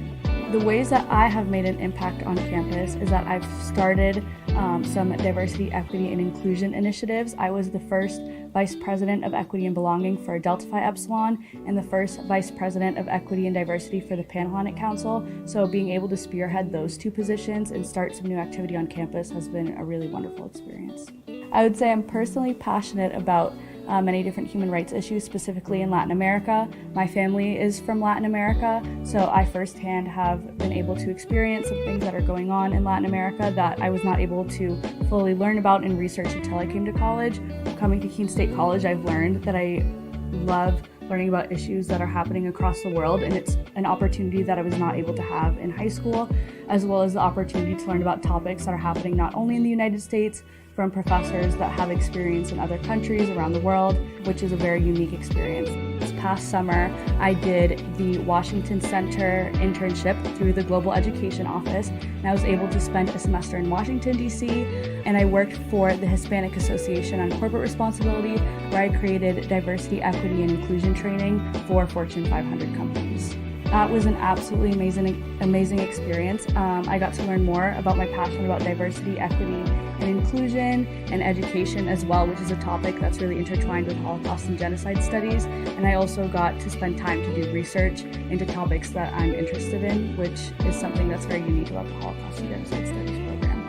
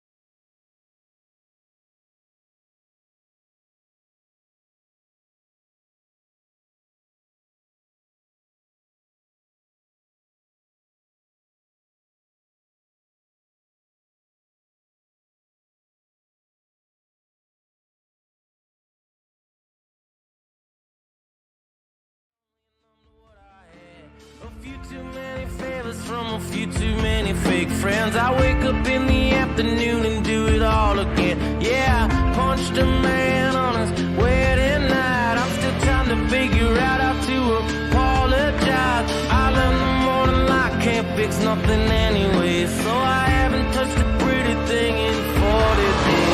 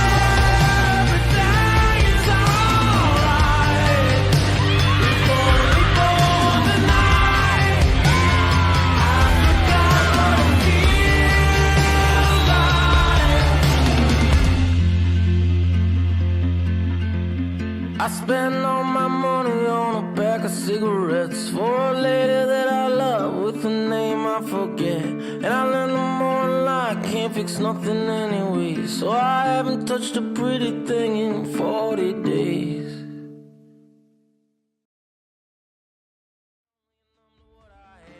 A few too many favors from a few too many fake friends. I wake up in the afternoon and do it all again. Yeah, I punched a man on his wedding night. I'm still trying to figure out how to apologize.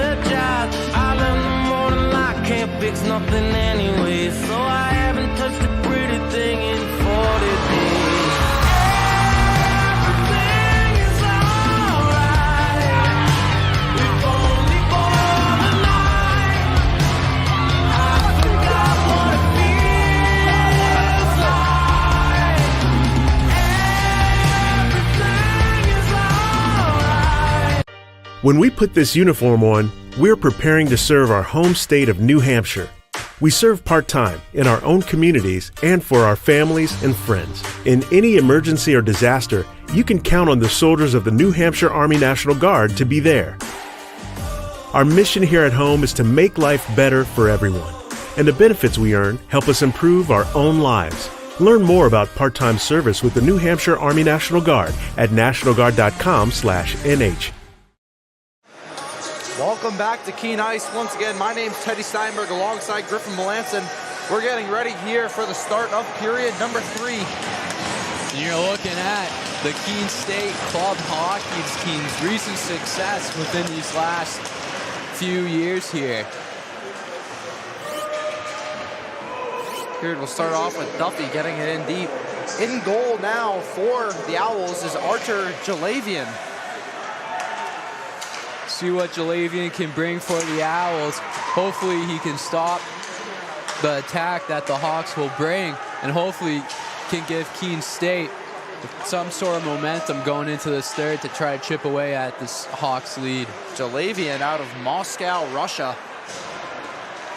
It was his first shot that he sees will sail over the net by Van der Veen. And the net will be dislodged off the skate of Jalavian. We'll get a stoppage.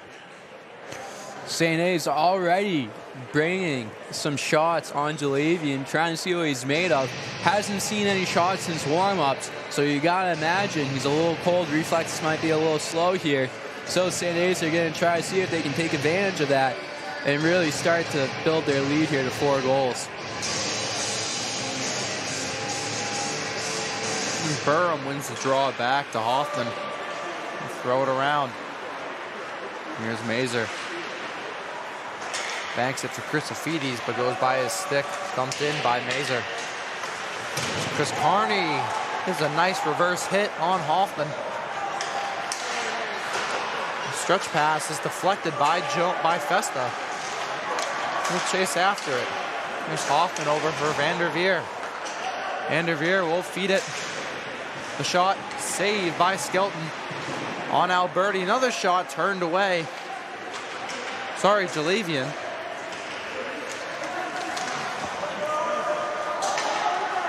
Puck is dumped in deep.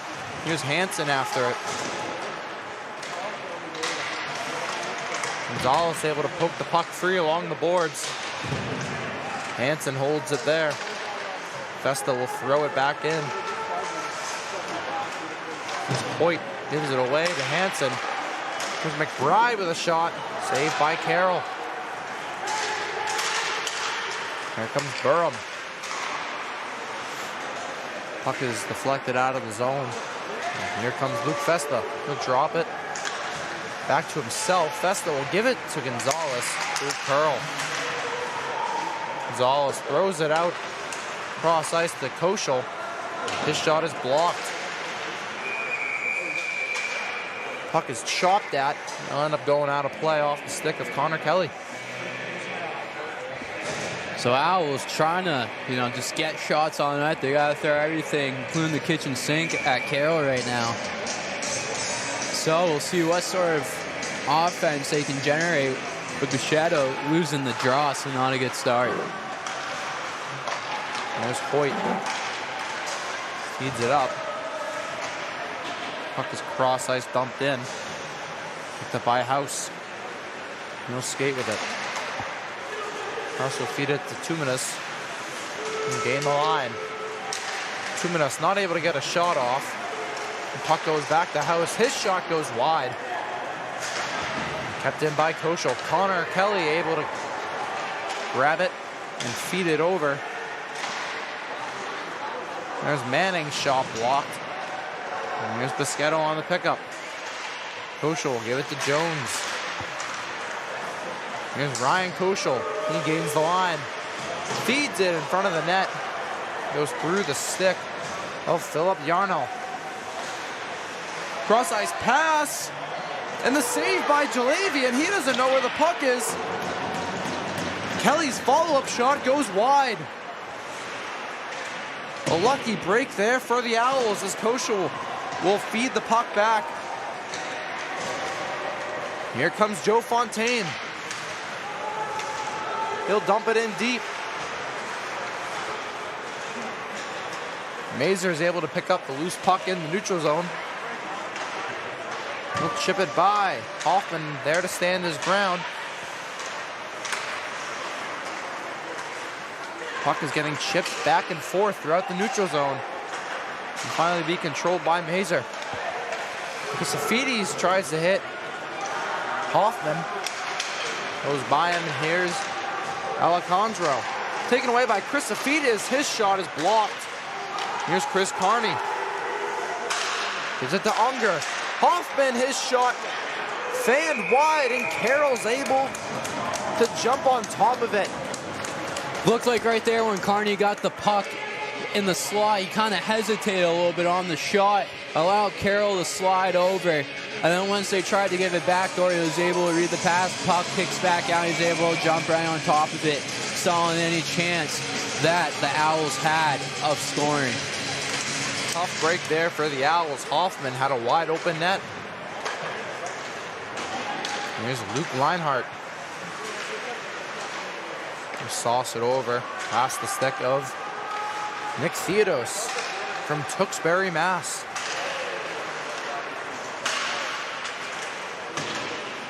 Lindholm and DeMarinis battle for it. And Hoyt gives the lead pass. Taken away, and here's Chris Carney. His shot gloved by Carroll. Now whistle will be blown. Keene State is trying to get anything on Carroll right now, hoping that he mishandles a puck or it kicks back out. Try to close the gap to 2 here.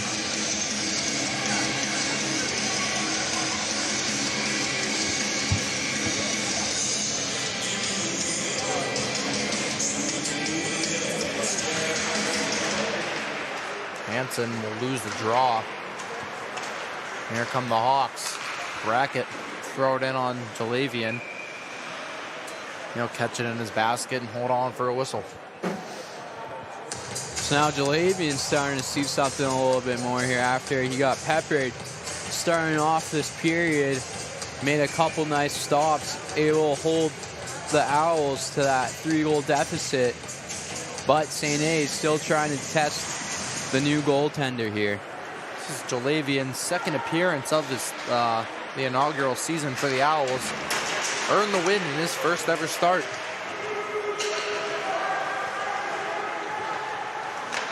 Here's Theodos. Chips it over to Alberti, who will get it to Burham. He'll lose it. A little tie-up along the boards back near the Keene bench. Here's Gonzalez getting the line. Tyler Adkins throws it in deep. Alberti will get it up to Brackett. Puck is thrown on. Jalavian able to turn it away. Throw it to the corner. Dangerous play out in front by House. But Jalavian able to make the stop. House will throw it off the glass. Kicked in by Duffy. Back to House. Puck stays in again. Kelly's muffin. Gets caught by Jalavian, and we'll get another stoppage. Right there, another flurry of shots coming from the Hawks. Jalavian able to hold on to it. It looked like, though, I don't know if you saw, number 2, Sean McBride went down. Looked like he went off to the bench area, so that's something we'll have to keep a close eye on. One of their top defensemen here for the Owls. St. Anselm now up to 42 recorded shots in the game, only 6 minutes into the third period. Here's Tumanis, makes a move around the man. Puck comes out in front. Looks like Carroll might have gotten a pad on that. Puck ends up going wide. Manning will take a fall. Puck will end up going on the stick. Here's Manning. Into the corner, Boschetto. Picked up by Jones. He'll throw it to the backhand. Shane Mazer. He'll throw it in deep. Here's Van der Veen. Cross ice to Myers. He loses the puck, and here's Jack Lindholm. Owls able to stay on side, but they lose control of the puck. Here's Van der Veen. He loses it to Jarnhall. And here come the Owls with numbers. Fontaine to call it. His shot rings off the bar and out of play. Owls once again just trying to find anything, even if it's, not the greatest angle shot. They still just gotta get anything to the net and hope they can just pick up the garbage. 'Cause, most of the game, there's been some loose pucks. Owls just haven't been able to jump on it quick enough. So they still find themselves in the hole here. Carroll makes sure his net stays in place.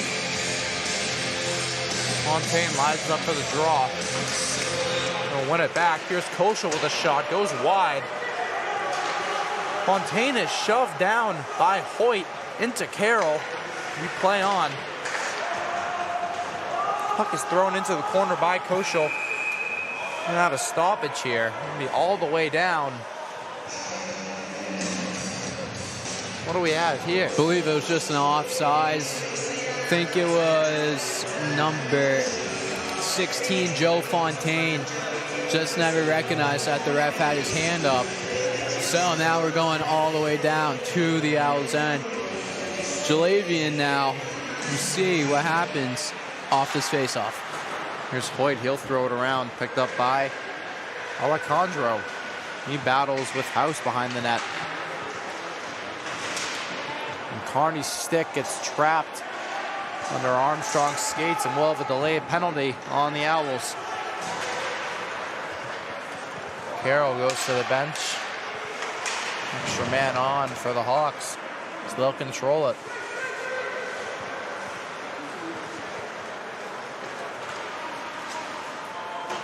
Here's Armstrong. Through to Hoyt. But Keene State's able to get a stick on it and maintain possession for a split second. I believe number 11, Chase Carney, is going to go to the box for a 2-minute penalty.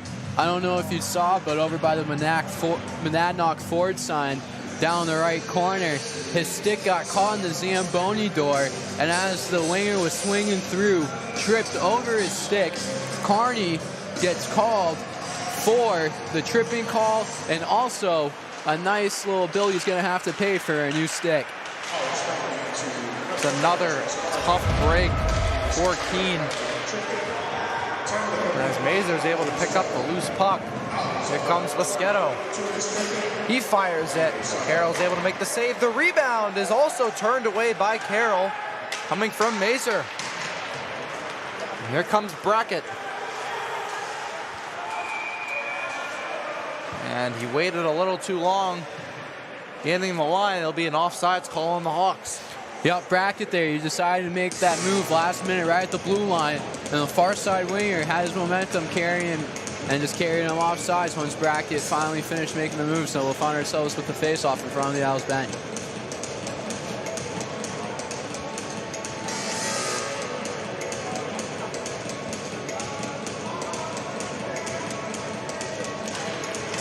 Draws one back to Van der Veen. Feed it to Alberti. Puck will get out of the zone. End up on the stick of Connor Kelly. He'll wrap it around. Goes past Brackett. Here's Van der Veen. Fires it, saved by Jalavian. On his side, he's able to cover it up and get a whistle. So once again, Arthur Jalavian coming up big for the Owls. Providing some good relief.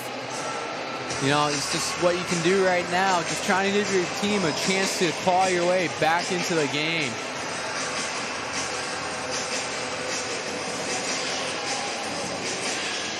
.11:05 remaining here in the third and final frame. St. Anselm leads the Owls 5-2. Minute 13 remaining on the Kearney tripping call.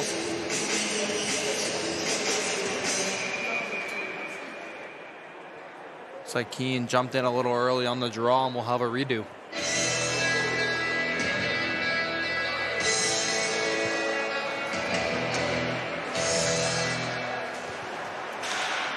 Puck is won and thrown wide. Here's DeMarinis.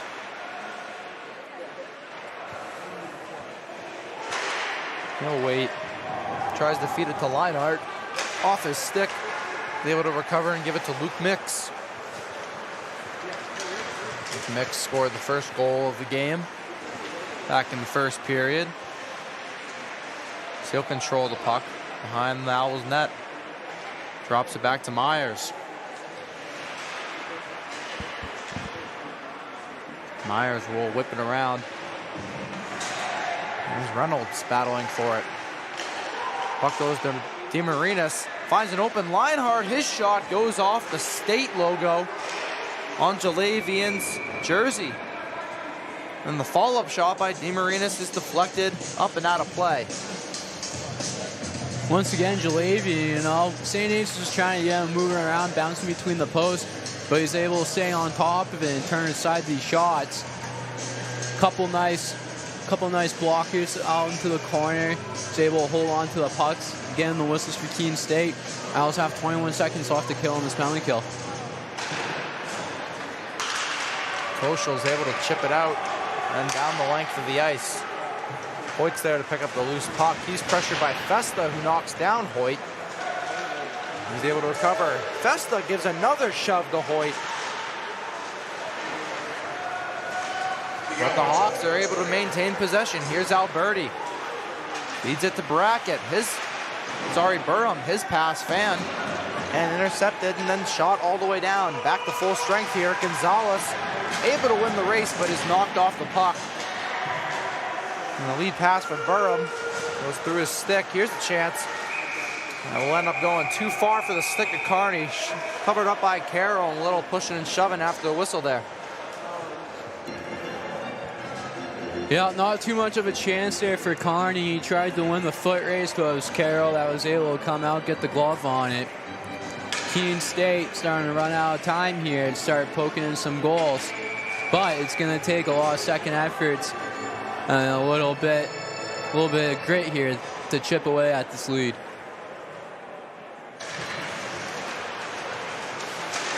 Hawks are able to win the draw. Alejandro will chip it by. Unger is able to recover. Here's Kearney now. Time is of the essence for the Owls. They need to get one quick. There's Hoffman dangling around. I believe we're going to get a penalty call here on the Hawks. Interference. The Owls will go to the power play. Looking like it's number 37, Jameson Alejandro. Looked like he tied up Peter Unger in front of the net there and tripped him. So the Owls, now would be the time if they want to start chipping away. Go up on the power play here with 9 minutes and 11 seconds remaining in the third. Power play unit for the Owls will be Hanson, Kearney, Gonzalez up front, and then McBride and Chrysofides on the back end. Hanson's thrown out at the draw. Puck comes right to him, and he's able to feed it back to McBride. McBride will throw it to Hanson. He shoots, and the puck goes high. McBride will throw it back in deep. Too far for the stick of Gonzalez, but kept in. Here's Chrysofides. Thought he had control of it. No call. Chrysofides taken down by Vander Veen. No call there. And here's Hanson. He'll throw it up for Gonzalez, who'll get stepped into by Vander Veen. Been a very good physical presence here for St. Anselm. Almost 40 seconds into this power play, and Keene State's been having a tough time setting up. Chrysofides, the rebound in the goal! And I spoke too soon. Chris Kearney on the follow-up makes it a 2-goal game. Chase Kearney coming in, second guy in the zone, able to pick up the rebound, tuck it in, close the gap to 2 here. Keene State's able to capitalize on the power play. We're now at a 5-3 score with St. A's still leading. That is Chase Carney's 10th goal of the season. That might give the Owls the momentum they need. Great shot for a rebound by Christofides. Set up a trailing Carney. Was able to bury it. And here's Hoffman. And give it to Busquetto, who will feed it out for Tuminus. Cross ice dump. Festa wins the race. He'll throw it out in front. No one's there. Goes to the stick of Connor Kelly. Shane Mazer dumps it in deep. Loose puck taken. Shot by Tuminus is stopped by Carroll. He's still down and he's able to recover it. Keene State once again knocking on the door as it looked like Luke Festa was getting in there, scrapping around for the puck. But tonight, Keene State's 2 leading goal scorers, Chase Carney has 1 goal and Marcus Christofides has scored 2, are the Keene State goal scorers tonight. So once again, their offense coming from those 2.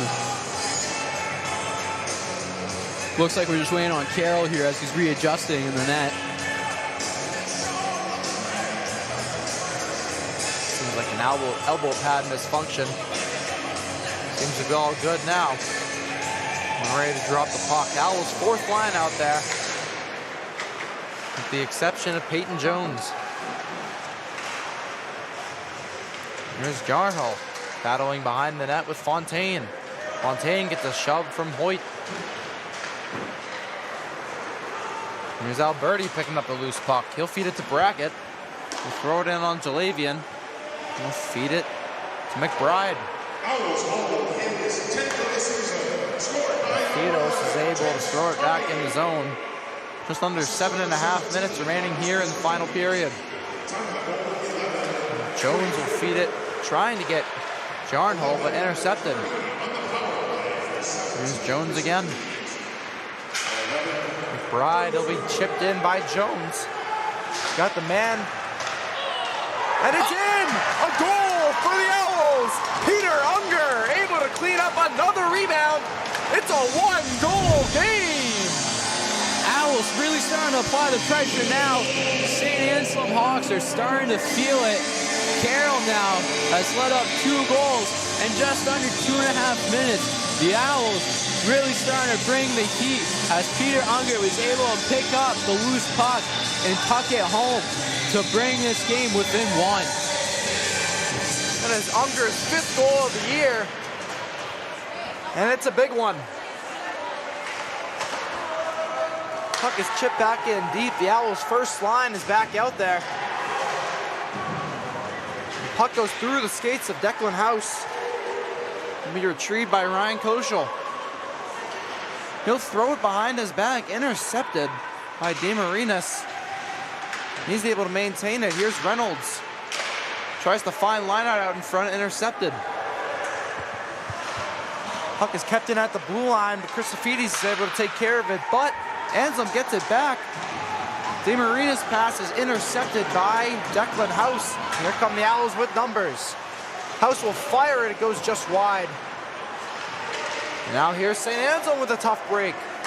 3-on-2. Here's Leinhart. Van der Veen shoots wide. Here's Armstrong to Leinhart. Duffy takes a hit from Tuminus, but he's able to get it in deep. Here's Unger able to chip it out. Here's a break for Tuminus. 2-on-0 with Mazer. They score! Shane Mazer on the feed from Corey Tuminus, and the Owls have tied it up at 5. What an effort there by Corey Tuminus, able to pick up the loose puck, and then he's able to draw Carroll over to one side, and he's able to find Shane Mazer for the goal. Owls tie it up with almost 6 minutes left in the period. Owls have come out hot. They have found their legs here within the last 5 minutes. And we are all knotted up at 5. That is 3 goals in about 4.5 minutes for the Owls. We are all tied up here in Keene, New Hampshire. Puck is thrown in. Here's Hoyt.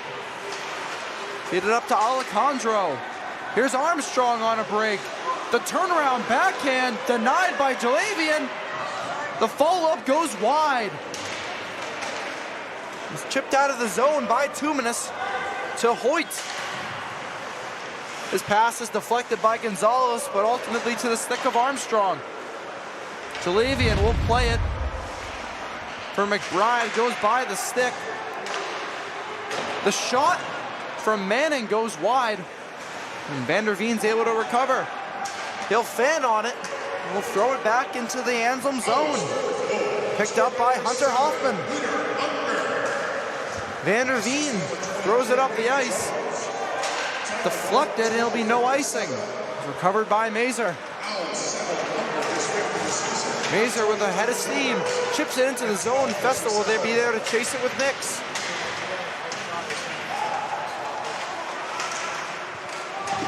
Luke Festa battling. Puck goes by the stick of Busquetto. He'll cycle it for Collett. Here's Festa with the puck. Knocked off, and here's Connor Kelly. Gains the line. His shot lobbed by Jalavian. We'll get a stoppage here. Keene State Owls came out of the gates hot there. They were able to rip off 3 goals in 2 minutes and 39 seconds to totally change the momentum of this game. Looked like St. A's was going to be getting ready to skate back off the ice and head back home, back up a little bit north to their school with a win, but it's Keene State that's able to rip off 3 and tie this game up and give them a game. St. A's wins the draw and is able to keep the puck in the zone. Pass out in front. Knocked away. And here's Burham. His pass gets deflected out in front. Brackett has it behind the net. He's looking, feeds it. The shot deflected wide. Brackett again tries to feed out in front. Here's Jardhul. Feeds it for Jones as poked out into the Anselm zone. And Nick Theodos will fire it into the Hawks bench. 3:44 remaining here in period number 3. Keene State really starting to show their legs, really found them here in this 3rd period. Looking to get that 4th goal of the 3rd to put them up 1. But then you have St. A's on the other hand. They're trying to fend off the Keene State comeback and get their lead back here with 3:44 left in the 3rd period. The Owls' first line will come back on the ice. Chris Safidi is able to get the puck off the draw, turned away by Carroll. Here's Carney. Taken away by DeMarinis, and now they battle for it. Unger able to win the battle. He's pressured by Reynolds. Here's Carney. Tries to feed it down low. The shot off the deflection is saved by Carroll and turned to Christofides. Here's Unger behind the net. Feeds it out front, gets by Christofides' stick. McBride's shot is saved by Carroll, and we'll have a stoppage. Looked like Carroll may have given his post a little boot there as he was pushing off. So net gets dislodged. We'll have a whistle. Keene State still going to try to apply the pressure here on Cam Carroll as he has been a busy man this 3rd period. Second line now out there for the Owls. Corey Tuminus takes the spot of Luke Festa. As Rodriguez shifted the lines around, Tuminus was wide open from a pass from McBride, but he didn't realize he was getting it. Tuminus will feed it back to McBride, who shoots, and the shot is saved by Carroll. Here's a lead pass for Leinhart. McBride with a great defensive play.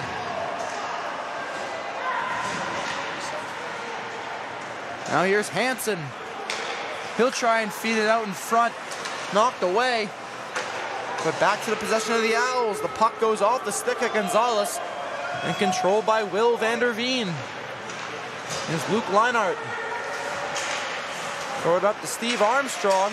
Puck's intercepted by Gonzalez, who will then just throw it to Leinhart. Now he has speed. Luke Leinhart tries to find Will Rosen. The puck goes behind the net.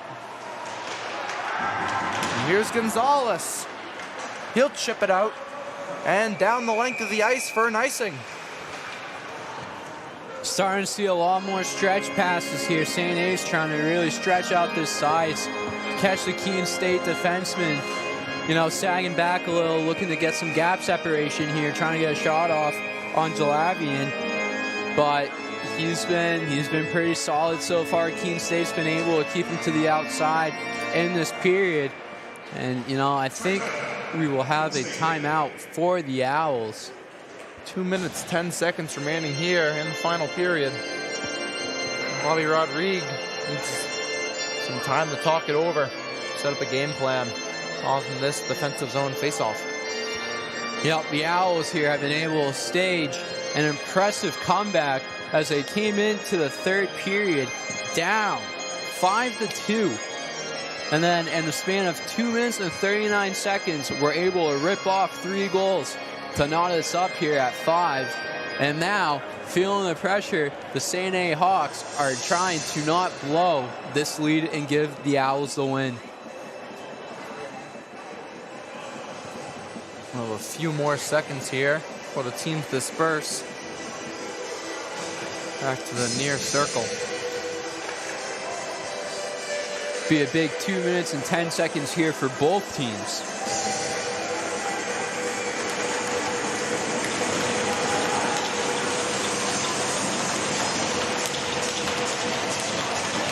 First line will take the ice as well as the Hawks. Puck goes to Leinhart, dropped by Hoffman out in front. Here's DeMarinis out front, recovered by Unger. And here come the Owls. Reynolds on a great back check. Unger will drop it. The shot is deflected and out of play. It'll be an offensive zone faceoff here for the Owls with 1:54 to go.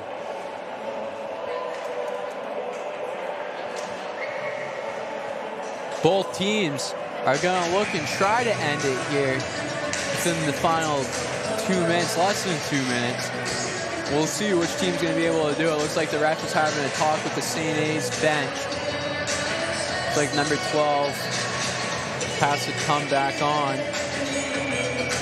Max Burnham will be taking the face-off.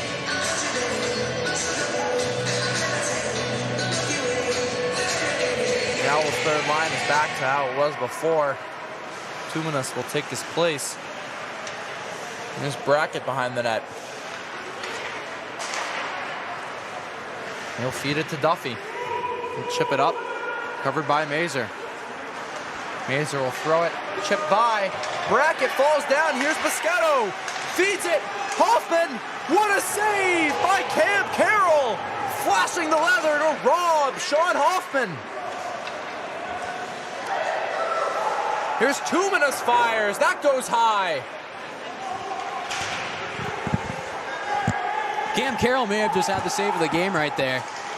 Jones with a shot. Paddled away by Carroll. Biscotto will wrap it. Here's Hansen. Battling with Mix.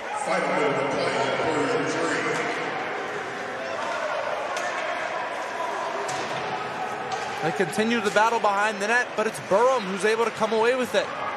There's a loose stick at the bottom of the circle. Puck is chipped out. Now here come the Hawks. Well, Van der Veen, that's Max Burham, sorry. And is gloved by Jalavian. 35.6 seconds left. Big face-off here in the Keene State zone. We'll see what St. A's is going to try to do. And it looks like they elect to take a timeout. Get a quick breather before they give it one final push to end this in regulation. Shots favor the Hawks, 46-31. But you know, Teddy, earlier in the game, it wasn't going to look like this was going to be a 5-5 game with 35 seconds left. I didn't think so either. You know, St. A's came out. It looked like they were ready to play. all the way up until halfway through the third period, and it's like something awoke in Keene State. They're able to find their legs. Maybe St. A's took a bit of a step back, started feeling a little bit comfortable with the lead. Keene State, they weren't done, and they're able to pop in 3 quick goals. And now we find ourselves here with St. A's taking a timeout and some danger time. So I remember back to pregame, you had mentioned that this was going to be a good one tonight, and I think you nailed it. You got a barn burner, folks. We certainly do. St. A's is going to look to try not to blow their lead, but the Keene State Owls are going to try to come back from 3 goals to take the win over the New Hampshire rival, the St. A's Hawks. The Owls' 4th line is out there against the Hawks' 2nd. Draws one back to Mix. His shot trickles wide. Here's Hoffman. Stopped by McBride. Lead pass is too far. And covered by Carroll. We'll have an offensive zone faceoff with 19 seconds remaining. Yeah, just off the tip of the stick there at McBride. Stick wasn't long enough. Just slid away from him, and Cam Carroll was able to jump on the puck.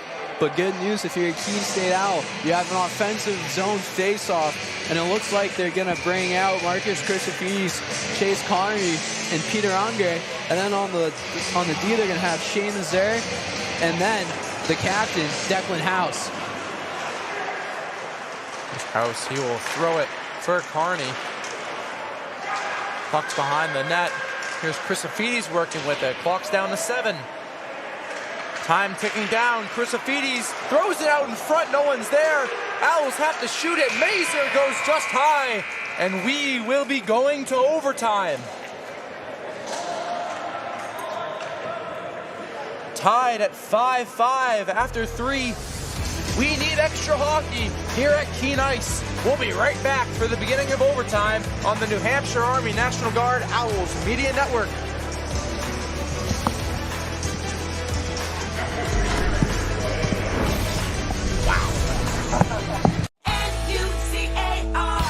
Looking for a new car? It's time to visit New Car Nissan of Keene. 600 new Nissan cars, trucks, and SUVs are available right now. Plus, New Car Nissan of Keene has the most competitive prices. Every new Nissan comes with New Car's complimentary 20-year, 200,000-mile protection plan. Drive worry-free for many miles to come. Visit New Car Nissan of Keene today and discover why everyone loves a new car.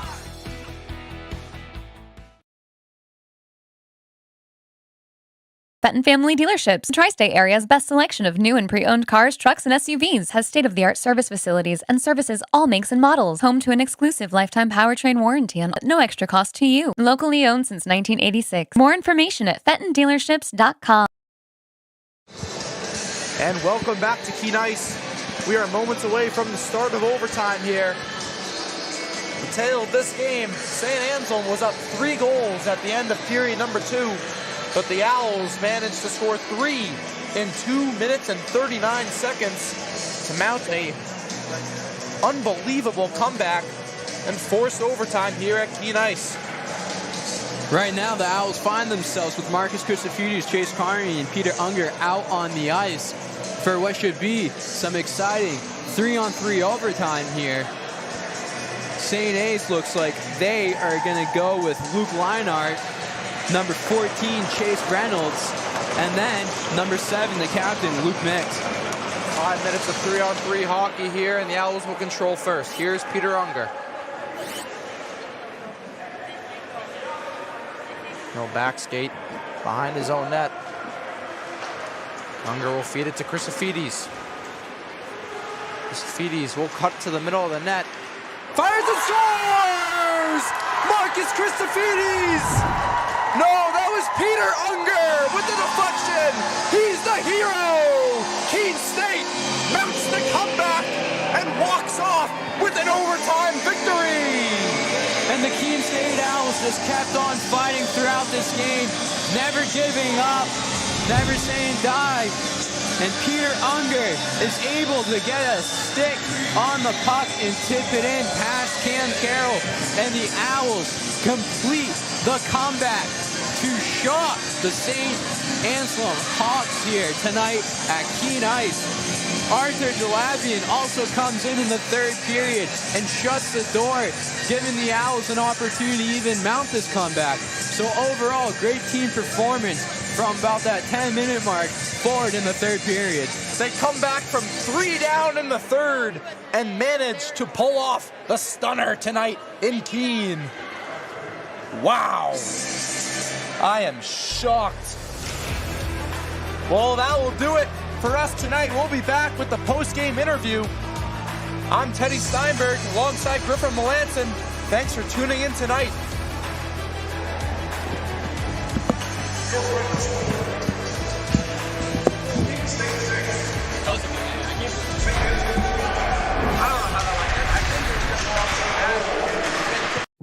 So when I ask students why Keene State, the students say unanimously it's the sense of community. The feel when you walk on this campus is immediately a sense of belonging, a sense of safety, a sense of welcome, and a sense of opportunity and promise. And so I think our students feel that when they come to our campus, and they experience it when they join us. Why students choose this campus is the sense and feel, and also the opportunity and the promise of that opportunity for them when they're making the decision. And why they stay is that we deliver on that promise. We have students from urban environments, from rural environments, and when they come to Keene State in those first weeks of forming a new community, they bring all of those experiences together to create a better Keene State. It's a campus small enough to feel a sense of recognition and identity, and a campus big enough to feel part of something bigger than yourself. This isn't a passive experience, so please get engaged, find a club, make a new group of friends, get involved in a recreational sport activity, an intramural sport, get involved in a creative performance, go see a show, be a part of this community and squeeze everything you can out of Keene State. And if you do that, I am confident you will have an exceptional experience and your life will be changed as a result of it.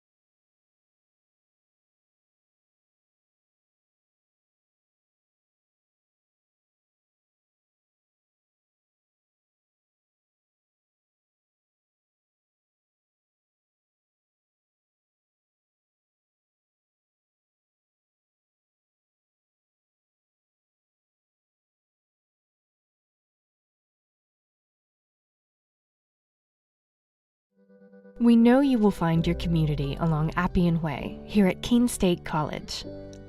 Over a campfire on the Student Center lawn. In some friendly games and competition.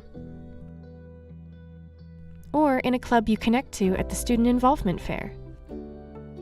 Maybe you will find your people on the courts, in a cheering section in the stands, at the rink on the ice, skating as an owl, or chilling in the yoga studio.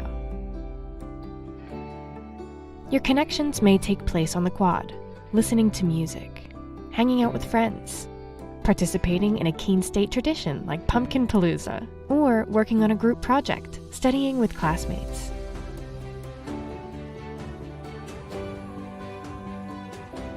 Maybe your talents will bring you together with your community on one of our stages, in the main theater, or the recital hall at the Red Fern Arts Center. For us, community is all about the people you meet and the connections you make. At Keene State, our community is really about you.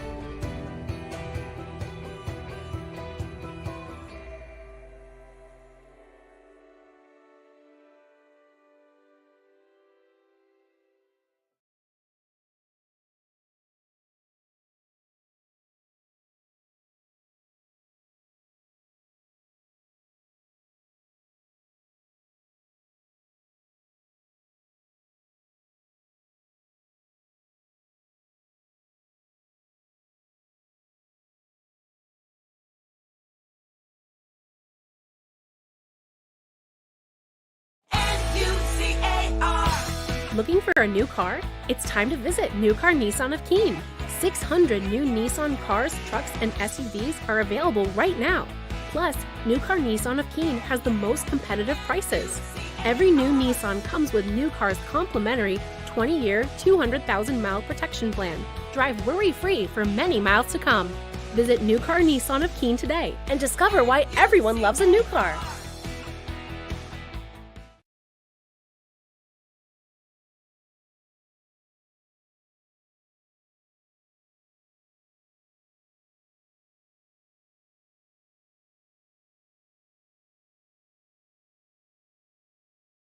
So I know facts of 5 are friendly. So I'm going to box out my 5 and my 8. My name is Ellie Lyons. I'm from Charleston, Rhode Island, and I'm majoring in elementary education and sociology. I am a student teacher, and I come into the classroom every single day from 8 to 3, and my CT, my cooperating teacher, will give me lesson plans or just things to do throughout the day so that I can slowly become used to running a classroom.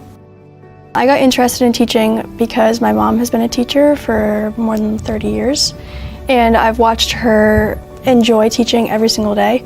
So I know that the passion never goes away, and I have always grew up in that experience and in that environment, and I knew that I would like it.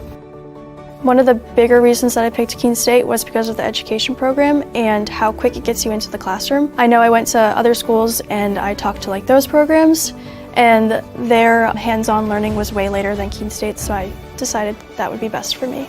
I prefer hands-on learning. In the beginning, we start with lecture-based learning for education, and then once you get moved into the classroom, your junior year, you get way more hands-on, and it actually gives you the experience. And more than just creating a lesson plan, you're actually in the classroom learning classroom management or just how to deal with situations that you don't really taught. I chose elementary ed because of the ages. I have always been a babysitter my whole life, so being exposed to those younger ages, I've really been able to make connections with them easier. My first day starting at Simons, I actually already felt comfortable just because with Methods 2, gave me the exposure of being in this building and with this community and the staff and faculty. Now I feel like I am part of the school almost. A lot of teachers or student teachers might experience being maybe below other faculty or staff, but here at Simons they make you feel equal and give you those opportunities to be seen as just a regular teacher. I think I'm most proud of after the start of student teaching was probably planning my solo week, which is right now. I feel like on my first day of solo teaching, it wasn't really scary, but it was exciting, and it was a little nerve-wracking just because everything was in your hands. But everything that I have been prepared with, so Methods 1, Methods 2, has really exposed me to stuff like that, and being in charge and knowing how to manage a classroom and plan for lesson plans and longer days. From the first day, my cooperating teacher has been very easy to get along with. I definitely feel like she's preparing me to be a teacher on my own just because she has thrown me into those challenging conversations or just topics, and she shows me how to reflect as a teacher, which I think is super important because even after her lessons she'll be hey Ellie, what do you think I should do next, or maybe next year maybe I'll try something different, what do you have in mind? I feel very prepped to go out and teach. I even had experience before. When I went back home, I was doing substitute teaching, and that was a piece of cake. I've had people comment on how well I do classroom management, even at a random school substitute teaching, so I can definitely tell that Keene State has helped me a lot.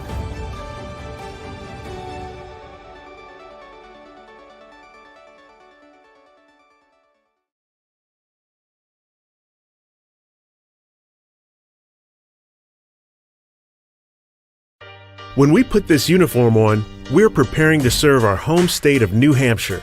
We serve part-time in our own communities and for our families and friends. In any emergency or disaster, you can count on the soldiers of the New Hampshire Army National Guard to be there. Our mission here at home is to make life better for everyone, and the benefits we earn help us improve our own lives. Learn more about part-time service with the New Hampshire Army National Guard at nationalguard.com/nh.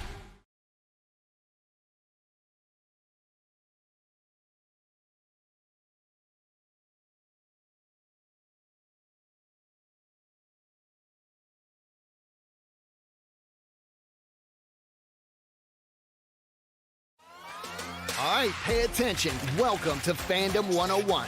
We'll cover the tools of the trade from foam fingers in the wave to the super secret wave. How's that for a course description? Lesson 1, your game starts long before the opening whistle, so arrive prepared.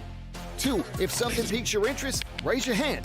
And 3, work in groups. NCAA championships. Attendance is encouraged. Passion is mandatory. Get your seats today at ncaa.com/tickets. Class dismissed.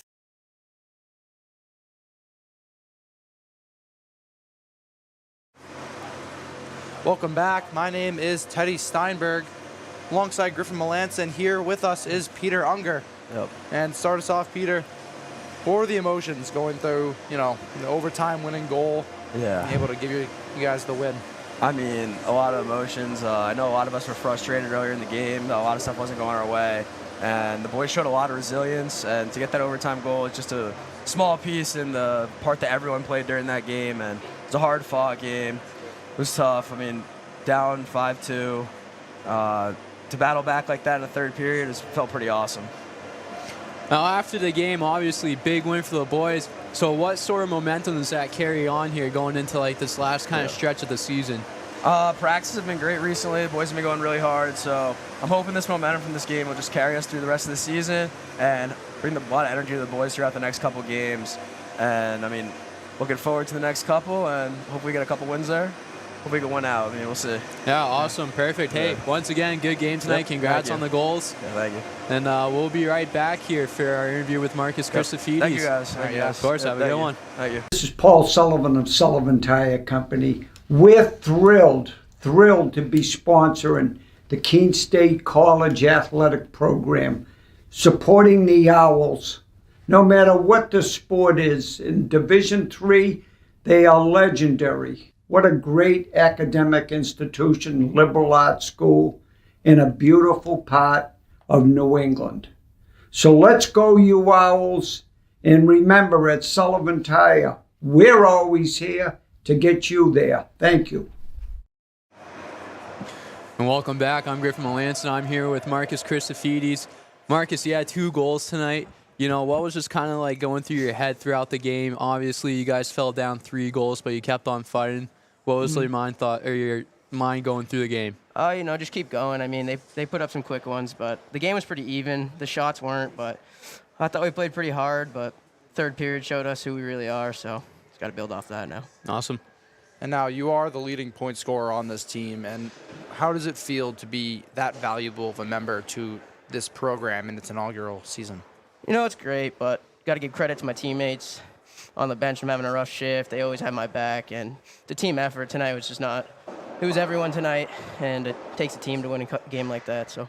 Yeah. Well, you guys are home for the next week or so. Mm-hmm. You'll be nice and comfy here back in Keene in the cold. So thanks for joining us, Marcus, and we'll be right back with head coach Bobby Rodriguez. Awesome. Thank you, guys. Thank you. Very good. Thank you.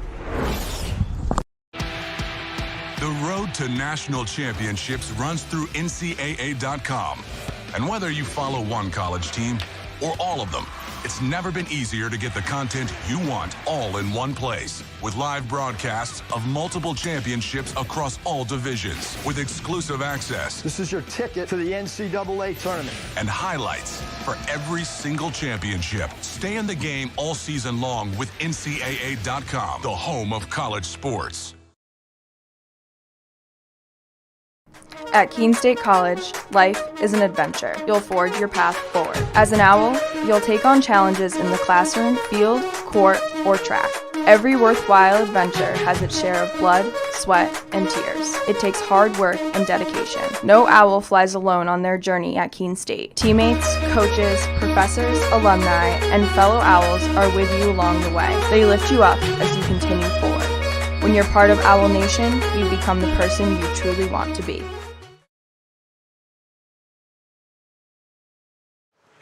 All right, welcome back. My name's Teddy Steinberg here with Coach Bobby Rodriguez. Coach, you're down 3 goals at the end of the second. What was the mindset going into the third in the locker room? What was said? What changed in the boys' heads that mounted the comeback? Yeah, look, we were really disappointed with the way the first 2 periods had gone. I think particularly because the guys hadn't played the way that we talked about playing, the way we practiced playing, the way we planned to play, and the way we hoped to play. So I think there was a lot of disappointment from them and from us. Coach Nutting gave a rousing second intermission talk that I think helped the boys, and they came out, and that was a real fun one. Those are fun games to be a part of, and it helps. You can win a game 6-5, or you can win a game 6-5 that way. And I think the boys build confidence that way by feeling real good, because that was a really fun third period for sure. Awesome. So, Coach, obviously in that third period, you guys were showing flashes throughout the game, but could never really put anything together. When did you really feel like the momentum changed throughout the game, where you're like, okay, we got something rolling here now? Well, I think when that power play goal, right, to make it 5-3, because you're still 2 goals out in a game that you really haven't been in all the way, and there's not a ton of time left.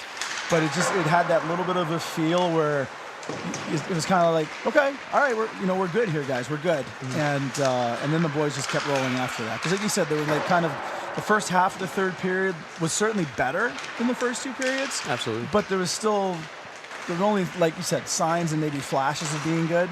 I think obviously from that goal on, things rolled pretty well for us, and I don't know if those guys had any real good answers for what our guys were doing, so that was good. Awesome, yeah. Hey, once again, great win, Coach. Thanks for doing this with us. I appreciate it. Thanks for your coverage. Appreciate it. Yep. Teddy, thanks a lot. Yep. Yeah, of course. All right, pay attention. Welcome to Fandom 101. We'll cover the tools of the trade, from foam fingers in the wave to the super secret wave. How's that for a course description? Lesson 1, your game starts long before the opening whistle, so arrive prepared. 2, if something piques your interest, raise your hand. And 3, work in groups. NCAA championships. Attendance is encouraged. Passion is mandatory. Get your seats today at ncaa.com/tickets. Class dismissed.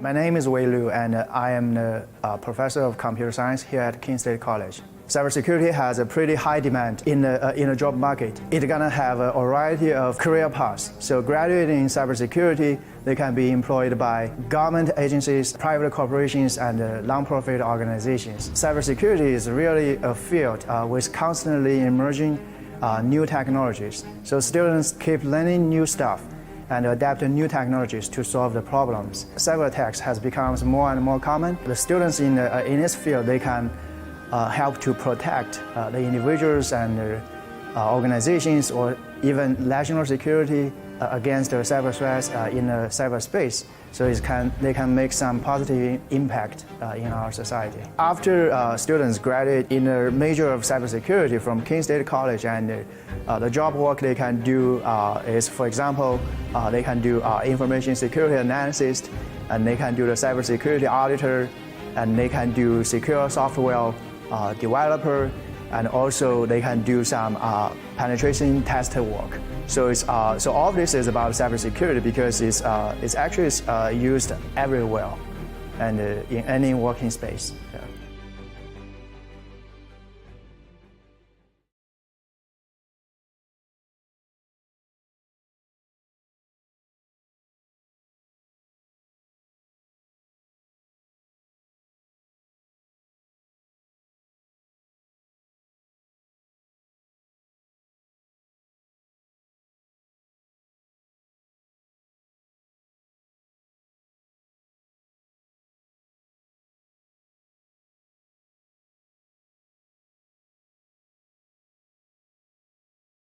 If you're not here for Fandom 101, you're in the wrong class. Here, we learn the fundamentals of fanology, the basics of bringing the noise, and the physics of bringing it out. Your path to fan mastery begins here. It's all part of the curriculum. The NCAA championships. Attendance is encouraged. Passion is mandatory. Buy your seats today at ncaa.com/tickets. Class dismissed.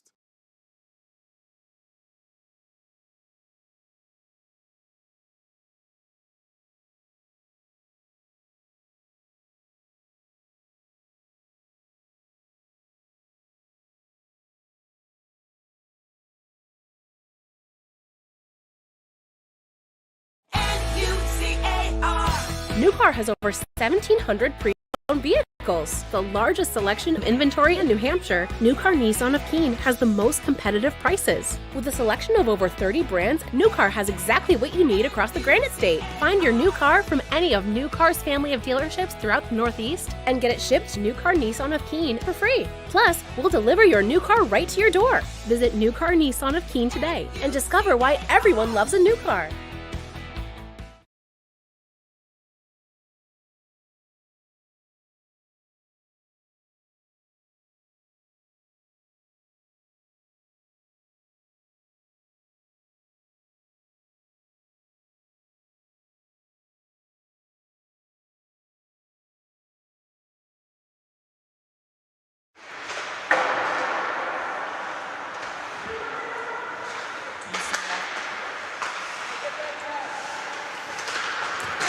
Keene State Athletics on the Owls Media Network is brought to you by the New Hampshire Army National Guard. Visit nationalguard.com/NH or call 1-800-GO-GUARD.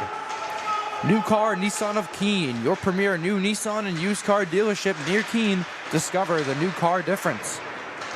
American Steel Fabricators. Visit americansteelfab.com.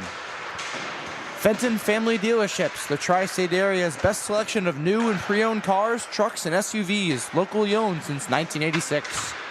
Fieldstone Land Consultants, a professional engineering, land surveying, and environmental services company serving New Hampshire, Massachusetts, Vermont, and Maine.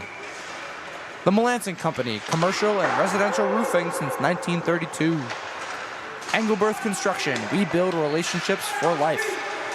Sullivan Tire, located on Winchester Street in Keene, we are always here to get you there. Noyes Volkswagen, we look forward to guiding you on your Volkswagen journey. And by the Best Western Plus Hotel, located at 401 Winchester Street in Keene. Final score from tonight, the Owls were able to come back and beat the St. Anselm Hawks 6-5 in overtime. Peter Unger was the OT hero. You can catch women's hockey here on Owls Media Network tomorrow at 7 p.m. versus Castleton, their last home game of the year. Basketball has a doubleheader at Plymouth, 5 and 7 p.m.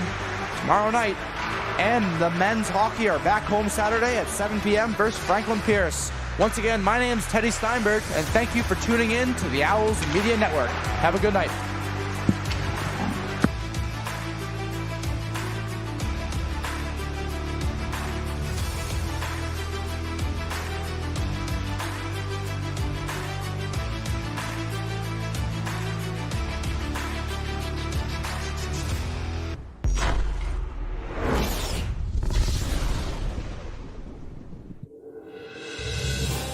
You have been watching a Keene State Athletics broadcast on the Owls Media Network.